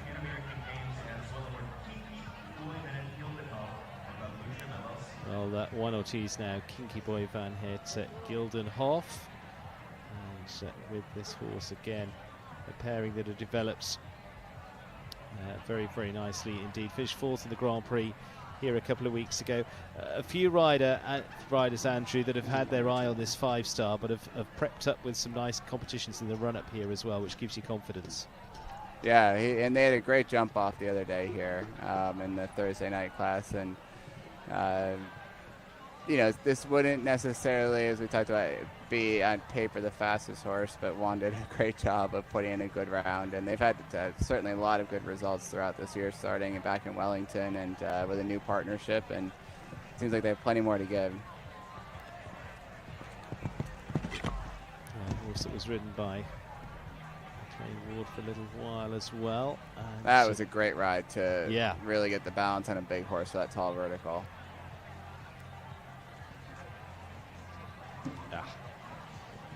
Didn't translate into the Cabana Coast, unfortunately.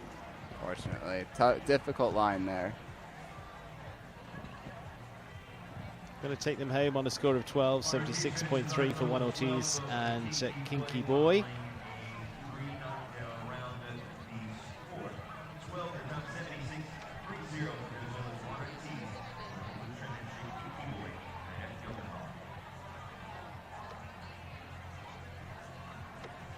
So just a reminder, the clears so far, 3 of those at this stage, with Connor Swale, Vital Chance de la Roque, Sam Walker of Canada, Nick De La Joya of the USA, Catherine Strauss now, Cincinnati Kid, the 10-year-old Holsteiner by Clarimo.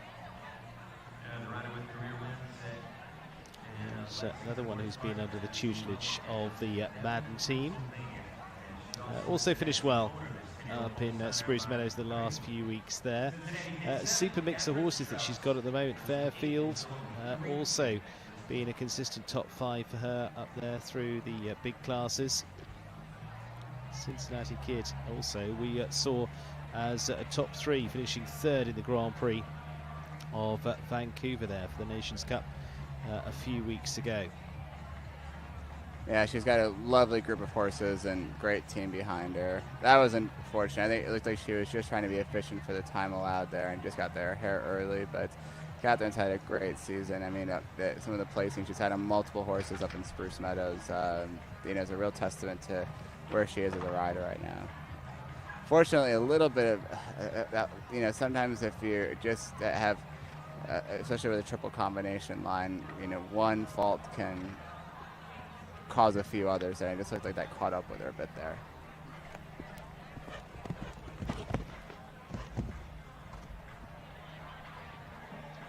However, that line went well.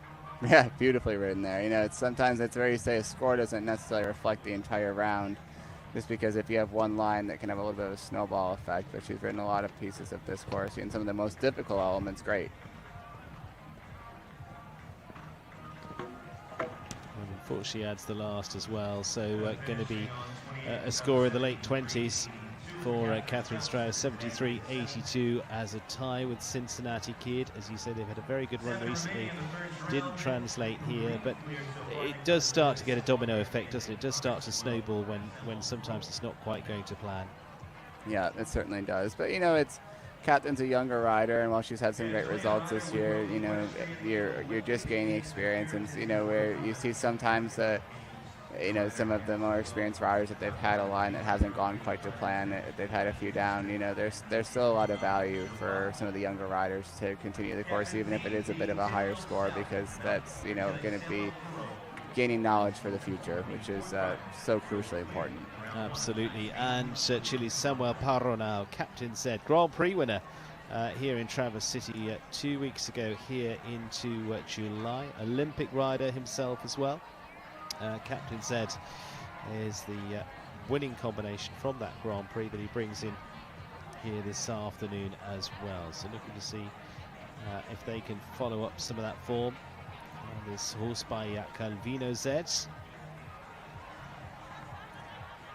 Samuel's a fantastic rider, been around the sport for a while, and is a real competitor, fast rider against the clock, and he always seems to just, you know, pull out some very big results. You know, show up with a new horse you haven't quite seen, and a great competitor. Absolutely, and this one in that sort of frame. I mean, it's a horse he's had for a little while now, but first time this season really to move up into these big classes. Quite a few 3 stars in the early part of this year in preparation for moving up to this 5-star, but as I say, came out with a Grand Prix win the other day, and then we'll just hopefully keep up that momentum. Oh, he's going to struggle down there. He did well. He really fought for the plank and that jet jump there, and he actually stayed out one extra step to the Turtle Creek Casino fence there, and so it paid dividends for him. Oh, shame. There, I would say, unfortunately, one kind of piled up with another. You saw him. Yeah.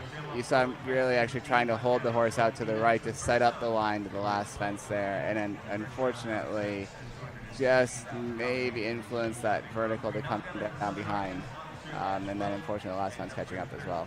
Well, finishes on 8 there for Samuel Parro, and finishing 2, Andrew Wells. Thank you very, very much for joining us. We're going to let you. I know you've got lots of horses, family, and everybody else to deal with. Thank you very much for joining us this afternoon, and good luck for the rest of the season. Thanks for having me in here, Stephen. Thank you. Lovely to see you. So it is on to Eric Davis Heineken now, and Leone for the October Hills Sales, the 13-year-old by Leo von Velez for the rider from Texas. And for Erin, previous winner of Grand Prix on Leone, including down in Florida. Really nice partnership together. Jumped on a number of the Major League rounds last year as well. Let's see if they can fire things up for this round too. It's again a partnership that's been together for quite some time. Still just the 3 clears as we come into the sight of the last few to come onto course. Around about 5-6 left to go in here.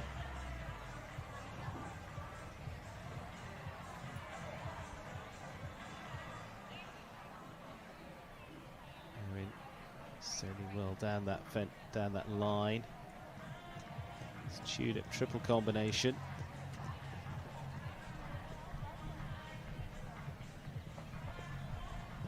Nicely set up for the plank. May just have to think a little bit about time here is the only thing that might put them under pressure. Coping with the fence as well so far.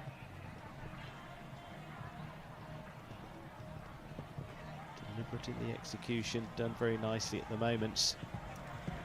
Turtle Creek fence. Gets a nice run down to the net jets. 77 time allowed. So smooth so far, just got to keep coming to the last. Is just going to be in the danger zone to that. Oh, and another one having all sorts of trouble at the last fence. Was looking very, very good. I think they were going to have time, to be absolutely honest, coming down to that last fence. But Water Tray pops up again. And, well, I'm afraid she's in good company with trouble at the last here, with Beezyman and Kent Farrington having trouble there. Finishes on the 4 in the end. Plus time takes them to 23.95.08 for Erin Davis-Heineking and Leone. So what was looking such a smooth round, unfortunately just undone at the last. Carl Cook and Kalinka van Zorgvliet for Sydney Osby, the 12-year-old Belgian-bred mare by Thunder van der Zoethoven, for a man who won 3 Grand Prix here last year. And I think Hannah's got a few stats on this one. Yeah, absolutely. Hello again, Stephen. But Carl Cook has, as you say, he's got some fantastic horses in his string. Kalinka van der Zorgvliet is one with whom he has a 75% clear round rate at 1 metre 50. 50% clear round rate over fences of 155. He's also been in the top 10 60% of the time over fences of 150.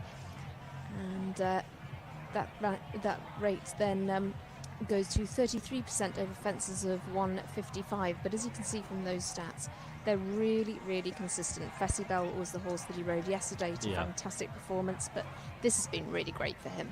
Absolutely, the Californian who made here last year a big winning sight. Unfortunately, middle part of the triple combination, one of the few to have that down. Doesn't really make it any better. But again, Four Faults needs to think about maybe getting some pace on here. He can still get in the money because fastest Four Faulter at the moment is in 5th place at this stage, Kent Farrington and Orofina. And this could well be in Carl Cook's wheelhouse to be quick around here. But again, as we've seen from the course so far, that leads to more errors. So you've got to find the balance. But Carl just makes the move across the Cabana Coast fence. Just one to go, and it is going to be pretty quick. Keep coming to the last, and he's still in the money, and he's going to be on the 4 at 72.85. It'll put him into 6th place from Carl Cook, so smart riding there after a middle part of the combination. He's generally naturally pretty quick as well, so played into their hands a little bit, sadly not quite in their hand with the clear. It is 4 and into 6th for Carl Cook this time around.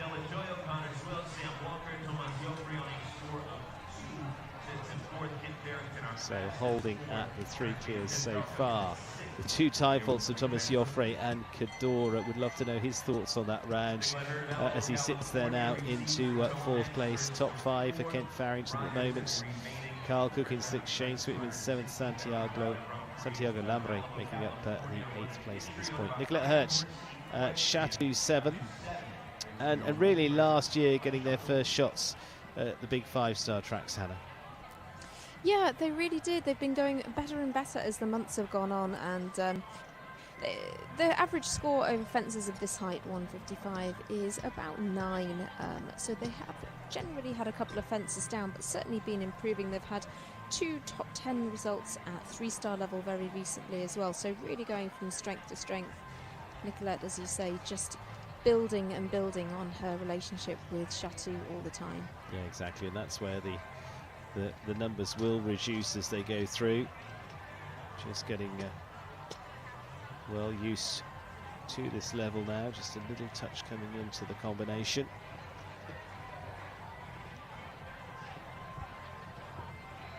Close the plank, still on the 0 score, gets wide there. Again, although the time allowed giving a little bit of generosity, it's not the full Christmas present. Go 2 off course.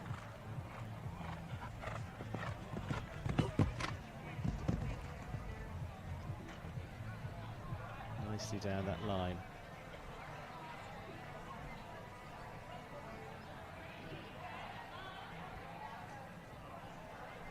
Still coming in well. Nicolette Hurt. Oh, Chateau 7 drops a pole. Just cuts down on that ox. Oh, and another out at the last. Another one, shoulder down, out we go. And I think she'll probably come back to it.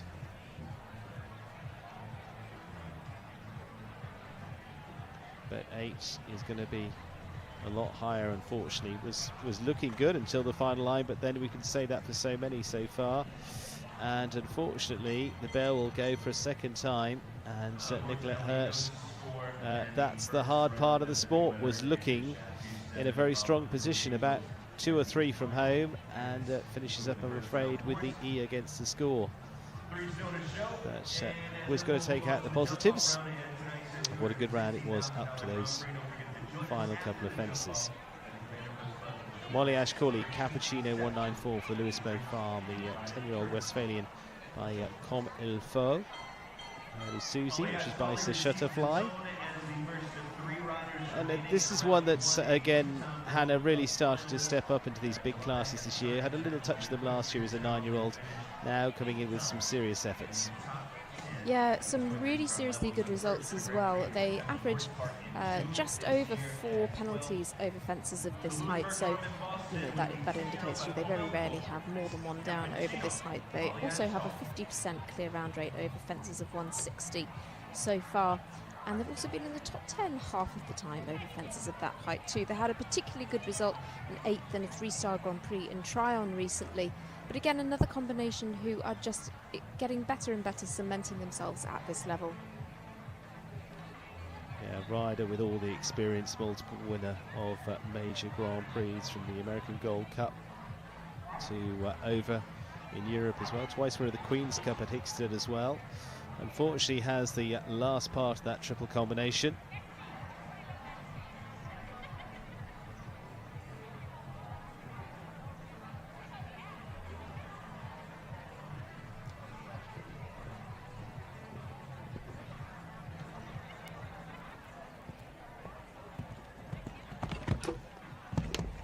It's a horse that's looked really nice. It's got the breeding there, Comme Il Faut, the rise of Marcus Enning. It went so brilliantly. It was just coming to the come to the tail end of its career, but the next generation is now shining through. And again, has to look for the last. Molly doing a good job to get them there. Finishes on the 4:77.01, and will put them into 11th place. In fact, it's going to be 1 for time. Scores just that 100th of a second over the time allowed. So on the 5 for Molly Ashcawley. 2 left to come, I think, on our lineup here. Jordan Coyle and Oriso, Grand Prix winners twice on the Major League Jumping. Just a few weeks ago, he was winner in Vancouver, back at the tail end of May. And last year on this ride, this horse, it was the 11-year-old Swedish-bred horse by Casala Riso that he picked up the trophy with at the Desert Horse Park in Thermal, California. Should have some decent stats around this, but I know it's a pair that aren't going to worry too much about that. They're just here to get the job done, Hannah. Yeah, I think that's pretty to say, Stephen. As you say, they won the 5-star Grand Prix in Vancouver, which was just a fantastic performance. There was a real good lineup of what a shame, of horses and riders in that, but they have a 27% clear and strike rate at 160, 31% at 155. The speed is what makes this pair really impressive as well.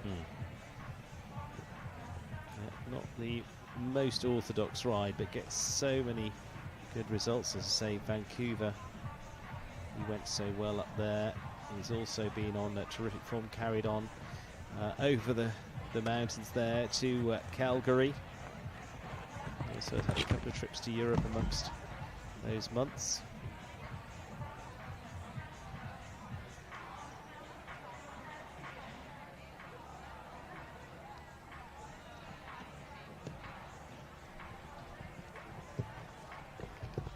Just edging in here to the last.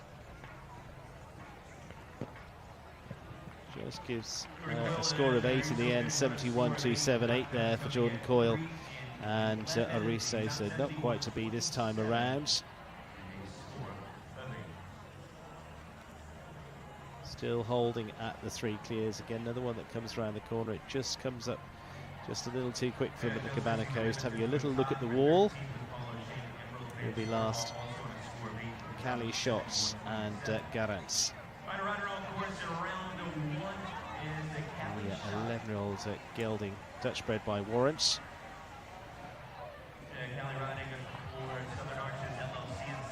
on this Southern Archer's own horse. Callie again built a good partnership with this ride. It was of course the top ride for the BZ Van, a horse that she rode as an 8-year-old to win the American Gold Cup. Always tough to follow that, but also she's training with their team, and really now, after a good few months of just getting used to each other, which is often what it takes, starting to get some big results coming together. Yeah, she's had 4 top 10 finishes recently, 2 at 5-star and 2 at 3-star level. Been jumping fantastically well in Calgary. They've got a 65% clear round rate over fences of 160, 50% at 155, and 57% at 1 meter 50 level. So you can see that at those top heights, this pair are really, really consistent. They certainly have got the stats to back up their performance.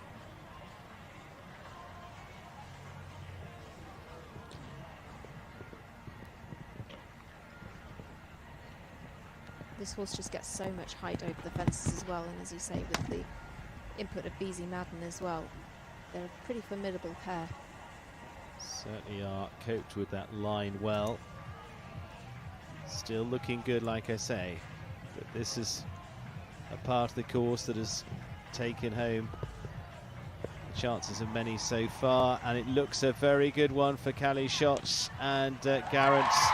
At 75.89 with the time, they're home and hosed and will be into that jump off. So the last one giving us a clear.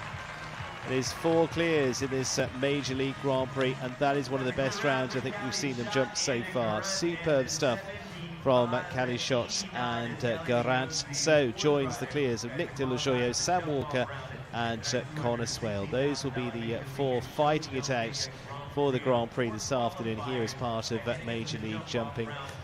Top stuff still to come. Short course being set. We'll take you around that in a few minutes' time. Thanks to Andrew Wells, and thank you, Hannah, as well. We are going to be closing this out with the conclusion of Major League Jumping here in Traverse City. $216,000 on the line. We know 5th place is going to be Thomas Joffre, 6th to Ken Farrington, 7th to Carl Cook, and 8th to Shane Sweeten. The rest to be decided. Our top 4, as you see, Connor Swale will go first, Sam Walker 2nd, Nick De La Joyo 3rd, Callie Shot 4th. It's all to play for, and back in a few minutes' time. We're going to make some adjustments to the course, and the track crews are heading down the hill as well to touch up the ring ahead of the jump-off round of tonight's $216,000 Major League Show Jumping Grand Prix. Don't go anywhere. You won't want to miss this jump-off round. And at the conclusion of our jump-off, we will have our celebration reception at the Atlantic Coast Club with snacks and drinks provided by Show Prix.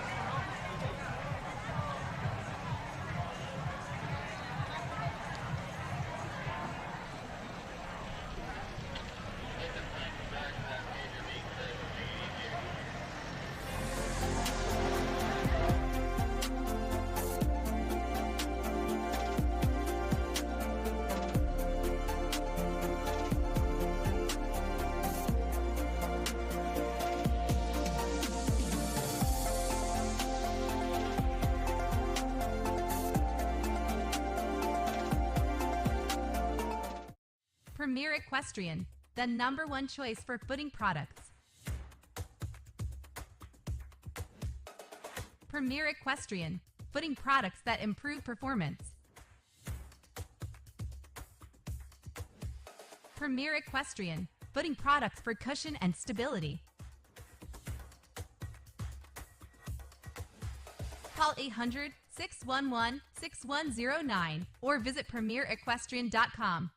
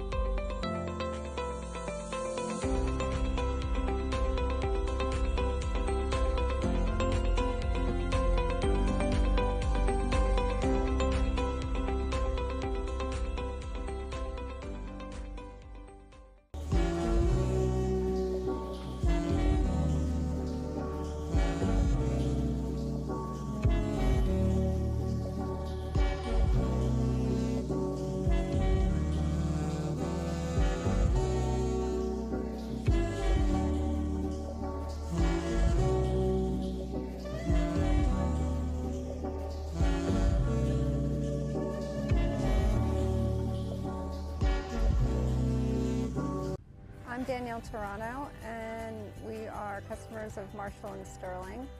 They have been amazing for us, for our business. They take care of our farm, our horses, our cars. It's basically one-stop shopping for us. I'm Jimmy Toronto. Unfortunately, we've actually had to really use Marshall and Sterling for horse death, and I have to say that Marshall and Sterling has been an amazing company. They have taken care of things. It's been worry-free. The person we deal with, Missy, she takes it all upon herself.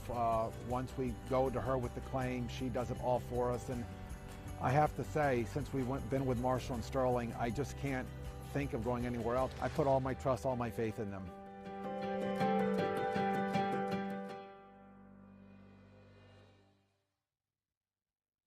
The beauty, power, and elegance of warm blood horses is no accident. A history of carefully crafted breeding practices that walk the delicate line of art and science has created a horse that is as strong as it is graceful, so that it may successfully compete at the most elite level in equine sports. Breeders can access an American stallion station that provides both fresh chilled and frozen semen options with full transparency on semen quality. Set on 800 acres of Lexington, Kentucky bluegrass, Spy Coast Farm is revolutionizing the breeding practices of warm blood horses.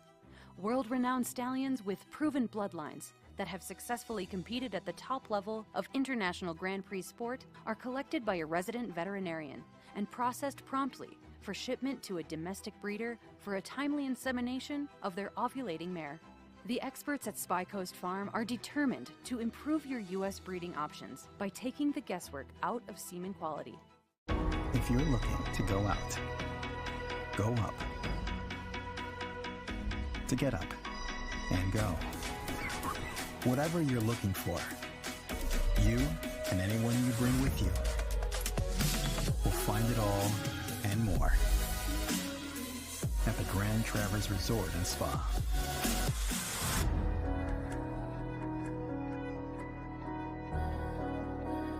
Get up and go.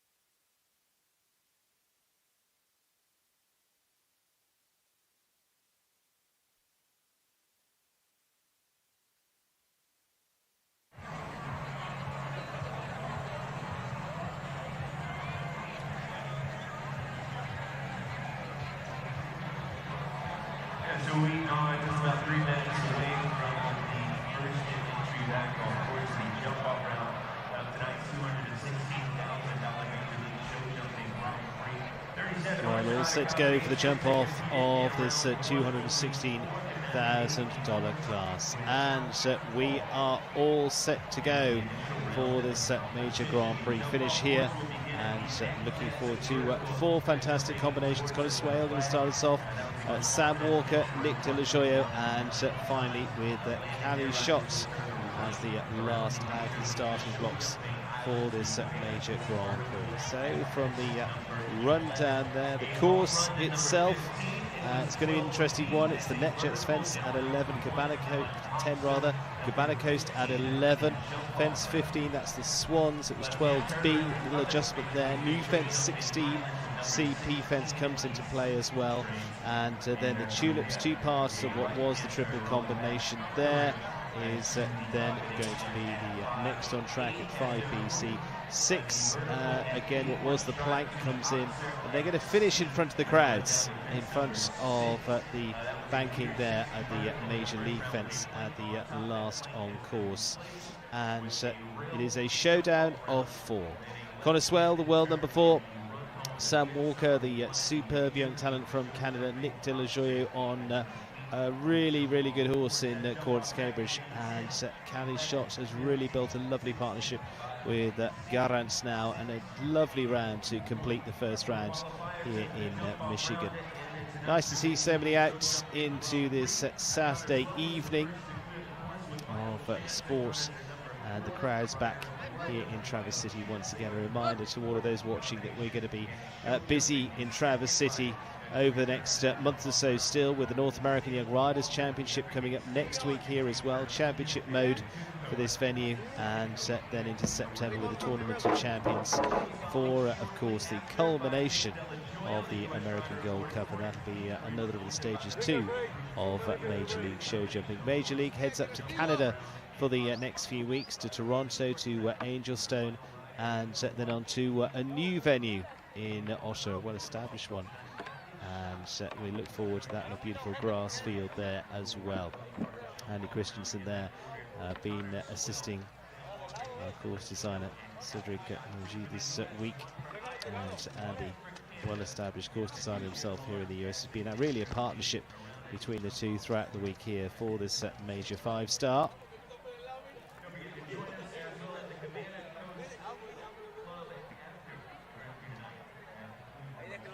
Just the closing stages. Lovely early evening sunshine, warmth in the air, little bit of breeze here in Traverse City, but as you can see from the American flag there, the breeze just little more than a whisper now. A little stronger earlier on, and so just a gentle tickle around the flags. Beyond there, beyond those trees, it's down to the Great Lakes, to Traverse Bay, and a beautiful spot there on the water, literally probably less than a mile away. Major League fence, the wall, another good addition here to the set of fences for the Traverse City Horse Shows. They mix and match around to keep everybody on their toes. Some superb new material that comes out from many of the shows, and so we'll see some specific American Gold Cup material out later on for that final stage of shows here at the late part of September. So just making their final preparations. Conor Swale going to start us off, Sam Walker, Nick De La Joyo, and Callie Schott. Get your money down, decide who your winner's going to be. It's going to be hard to pick through this one, but we're going to start off with the world number 4, who will keep them all on their toes, I'm sure. So it looks like Ringle ready to go. Say 10, 11, 15, which is 12B, 16 a new fence, of course, that's a CP fence, 5BC, 6 and Major League fence. It's just right at the front of your screen there to finish off. They've changed the plank for a pole, little more generous this time.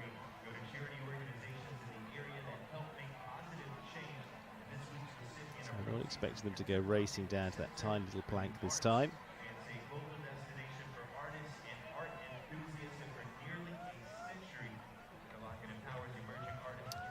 And been good to welcome the crowds back here to Traverse City, and each of those weeks as well there's been a donation going to various forms of charities, mainly local.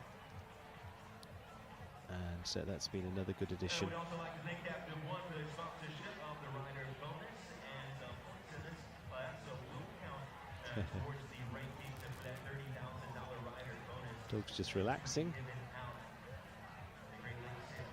And I think probably another spectacular sunset is coming over the horizon. Before that is all done and dusted, though, we've got a small matter of $216,000 to settle.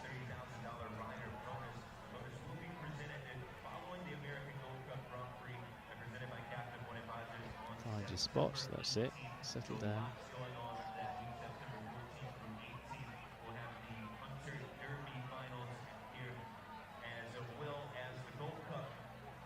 Course design just having a final look over. I think everything ready to go, though. Just Connor Swale to get us underway.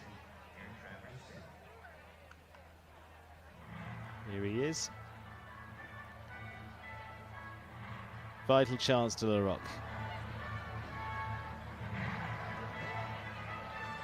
For Adeline Nicard and Connor Swale, 13-year-old by de Montesemi.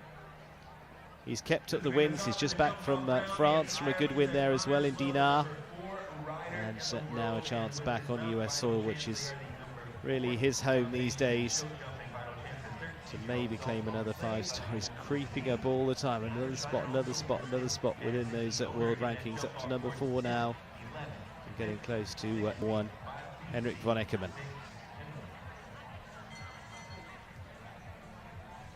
Look back at the new fence on course, the CP fence. Should hopefully give them, the rest of them, something really to think about here. So starting down at the NetJets fence. On the angle at the vertical. Look like 10 round the Cabana Coast fence to the Swans. That's been made an oxer on the way out this time. New fence, the CP fence. Swift back on themselves in amongst the poles, and it was almost blind coming into that. As I say, pole being put on top. Last fence now again, they get to rattle on down to this Major League fence at the finish, so he's going to be on 4. Time will be worth noting, 38.16 for Connor Swale, and vital chance to La Roque. Unfortunately not to be. Came swift around this corner and amongst the melee of fences there. Unfortunately just doesn't see it fast enough and flicks it away. Sam Walker, Emelian van der Hoekhever for the Evergate Stables, the 15-year-old Belgian bred by Otangelo. A great opportunity for him, the world number 4 with a fence down, the doors open for the rest. Nick De La Joya still to come, as is Cali Shot. Walker with that good win in the Derby in Canada a few weeks ago. Nice win for them in Canada as well, on some younger rides coming through. This one with all the experience though, and a rider that has already gobbled up 5-star prize money.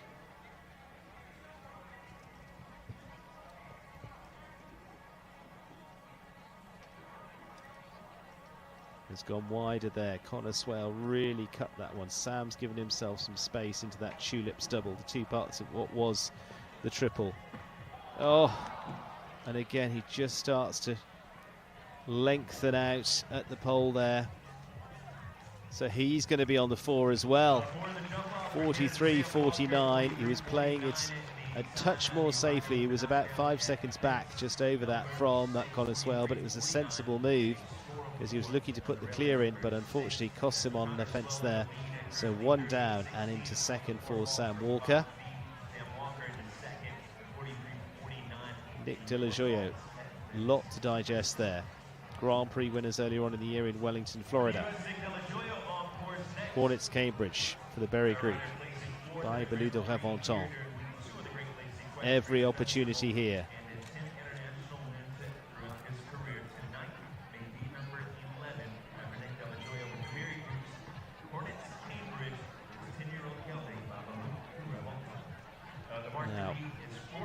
Clear wanted to get in front.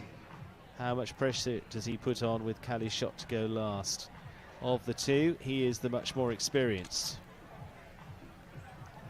The horse this year has really been shining out. This could be their superb chance here this afternoon to add a 5-star, their list of victories.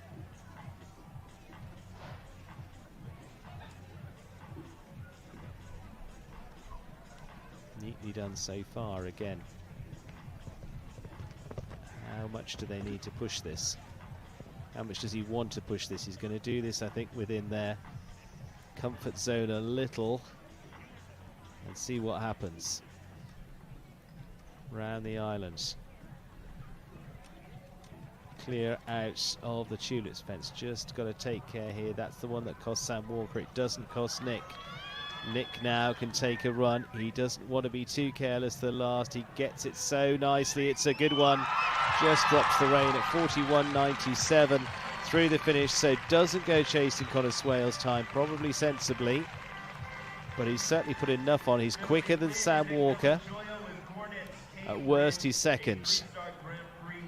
Leaves one left to come with his $216,000 Major League Grand Prix here this afternoon for the 5-star. Will it be a first 5-star win for this combination together, or for Cali Shot as the last to go with Garant? He's left room. What is the instruction going to be? Beezy man John Madden being down there, just give a final talk to Cali Shot. How to play this. If there's ever two people that know what to do here, Beezy herself, winner of this Grand Prix here last year, she can give that great perspective.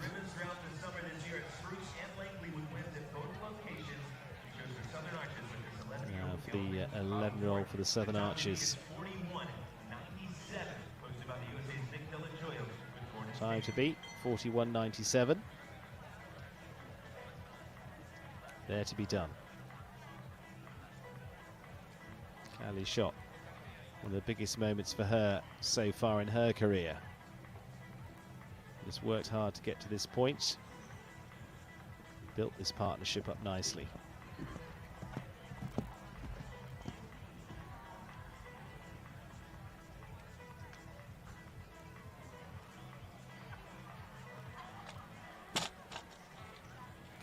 Coast vertical.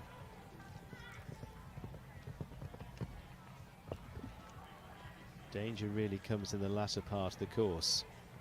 Ooh, gets another one, good shot over the CP fence. This looks as though it might be a little quicker than Nick De La Joyo. Oh, it's close. It's going to be very close. She's got time, she looks good. 41.97 to beat, just got to leave it up, and she will. Is it going to be enough? It is going to be 40.61. It is going to be a first 5-star Grand Prix win for Cali Shot and Garant. As she takes it in, the elation on her face. She wasn't too sure when it was done, but now it's done and dusted. Cali Shot wins. Nick De La Joyo second with Cornets Cambridge. That's going to be a smile that lasts a while. Connor Swale, the world number 4, in third. Sam Walker in 4th place in the end. And Cali Shot, biggest victory of her career so far, is now in the history books for her with this 5-star win here in Traverse City. The team setting up with the podiums are going to be a champagne moment, certainly for her and Cali and Garant. Well, not to be for Beezy Madden this time, but her pupil is number 1. Cali Shot Garant win the $216,000 Major League Show Jumping Grand Prix here in Michigan. Nick De La Joyo second, third to Connor Swale, 4th for Sam Walker. Thomas Joffre on the 2 faults to the end. We'll see him in 5th place for this class. Kent Farrington down the line there for the rest of the lineup into 6th place. It is a beautiful evening, just a little wisp of cloud in the sky, and as the last light of the night is just starting to come upon us, the last light of the day will disappear, and now we will set up. Oh dear, I think he got a block on the toe. It is going to be a beautiful sunset coming up behind our top combinations here as the last of the wings go in place. Enjoy presentation on its way. It is biggest day of her jumping career so far. A win for Callie Schott and Goran. Thank you for joining us this week. And as I say, we're back in a couple of weeks for Major League show jumping up in Canada, and here next week too in Traverse City, North American Young Riders Championships. It's a stacked week indeed, but a stacked field sees our winner on her way in a couple of minutes.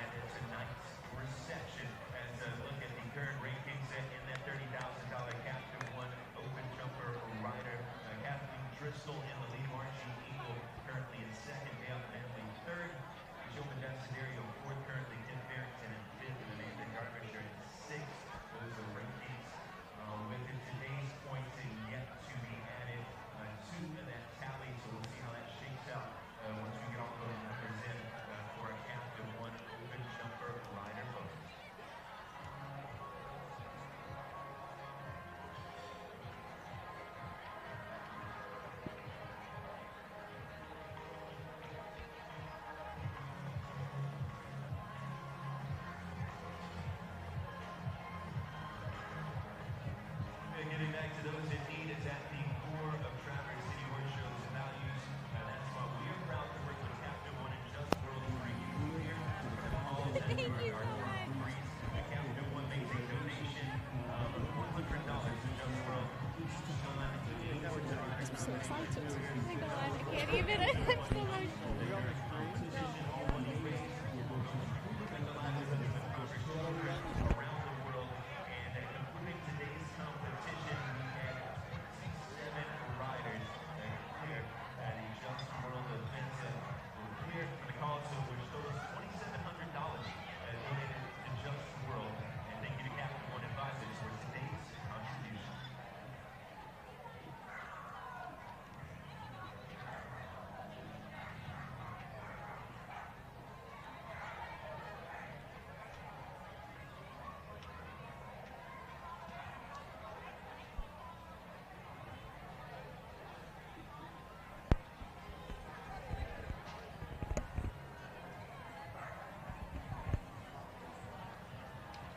Callie, wow, what an amazing performance. A 5-star Grand Prix win here in Traverse City. You must be thrilled with that horse. Oh my God, it's unbelievable. He is such an amazing horse. He is unbelievable. Tell us how that partnership's developed for you. We got him in January, I think, and we just slowly started really slow, took our time, progressed, and this is actually my first 5-star Grand Prix. The last couple times, like, we've just been doing the winning round, the 150, like, okay, maybe we'll do the Grand Prix. No, let's wait till next time. And we were ready this week, and it just couldn't have been better. The stars aligned. This was your time to shine. It totally was. It was meant to be, I guess. Well, you know, the horse is fantastic, but you yourself have been super consistent. You've had a great week here so far. Yeah, it's been an unbelievable week. We had a little break after Spruce Meadows, and I think all the horses enjoyed their rest and performed really well here. What's next for you and for Garant? We're going to take a week off, and then we go up to the next 2 major league shows, and then we'll see. I'm not sure if he's going to compete at both of those shows, but... Well, we can't wait to see you then, possibly him as well. We can't wait to go. Huge congratulations again. Thank you so much.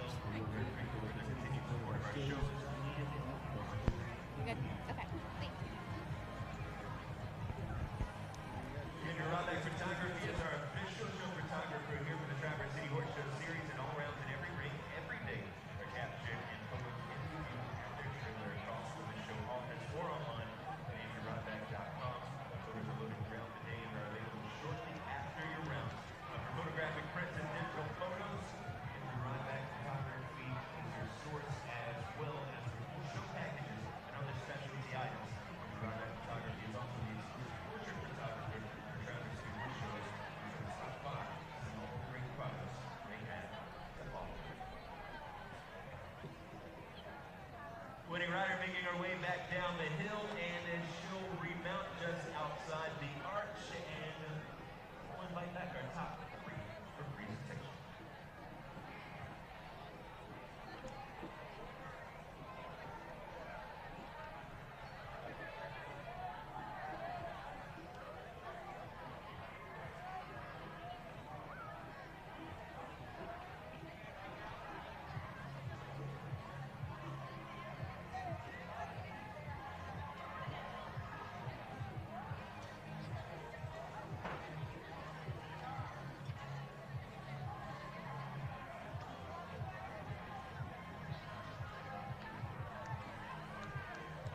Welcoming back our top three in tonight's $216,000 Major League Show Jumping Grand Prix. The top call going into Callie Schott.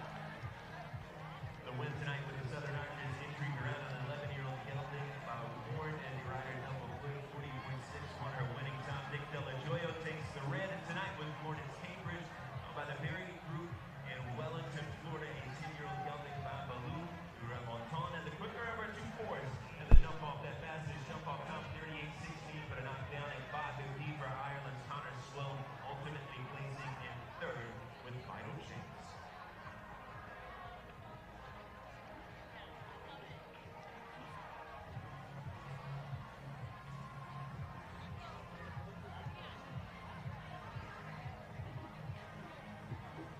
Riders is mounting in the ring, and they will take their places behind the podium for our official presentation.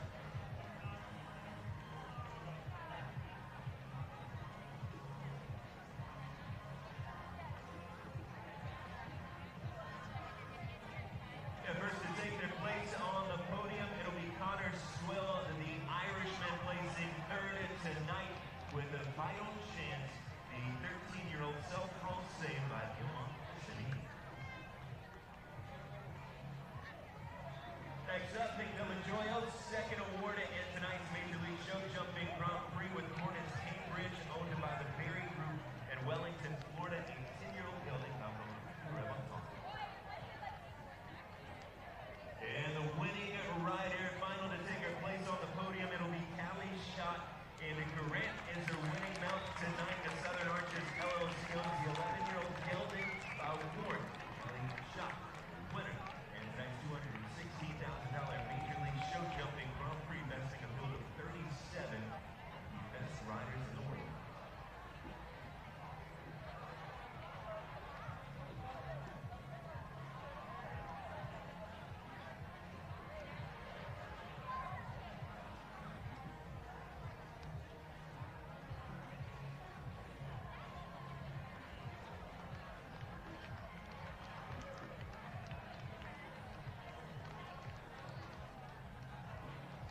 This time we ask that our riders to please turn and face the flag as we have a playing of the Star-Spangled Banner in honor of tonight's Major League Show Jumping Grand Prix winner, Callie Schott.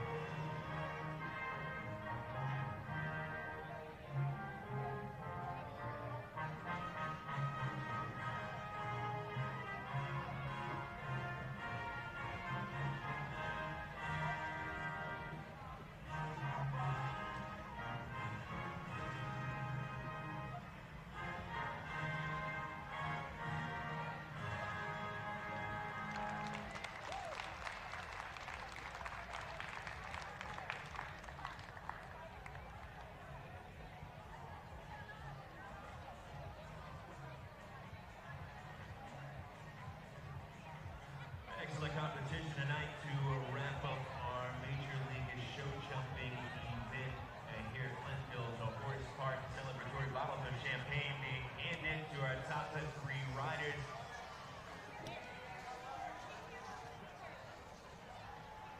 Congratulations again to Callie Schott, as she already has wins this summer at Spruce and Langley. Now she'll add another at Flintfield's Horse Park here for the Traverse City Horse Shows and their week 5 of the Great Lakes Equestrian Festival.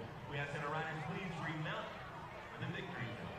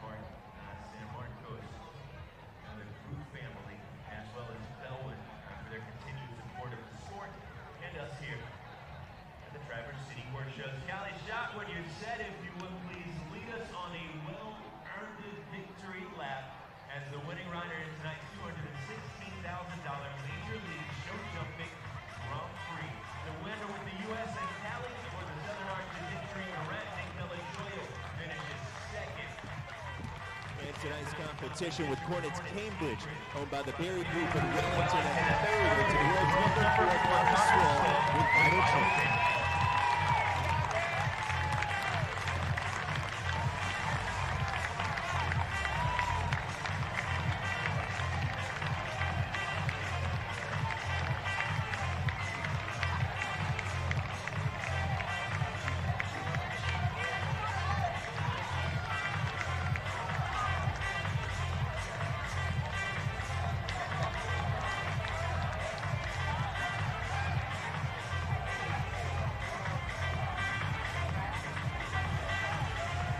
Excellent competition and the party keeps going.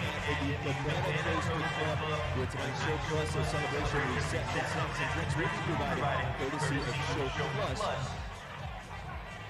We also ask that you direct your attention to the video board for a few things we have coming up. Next stop on the Major League Show Jumping Tour, Angel Stone.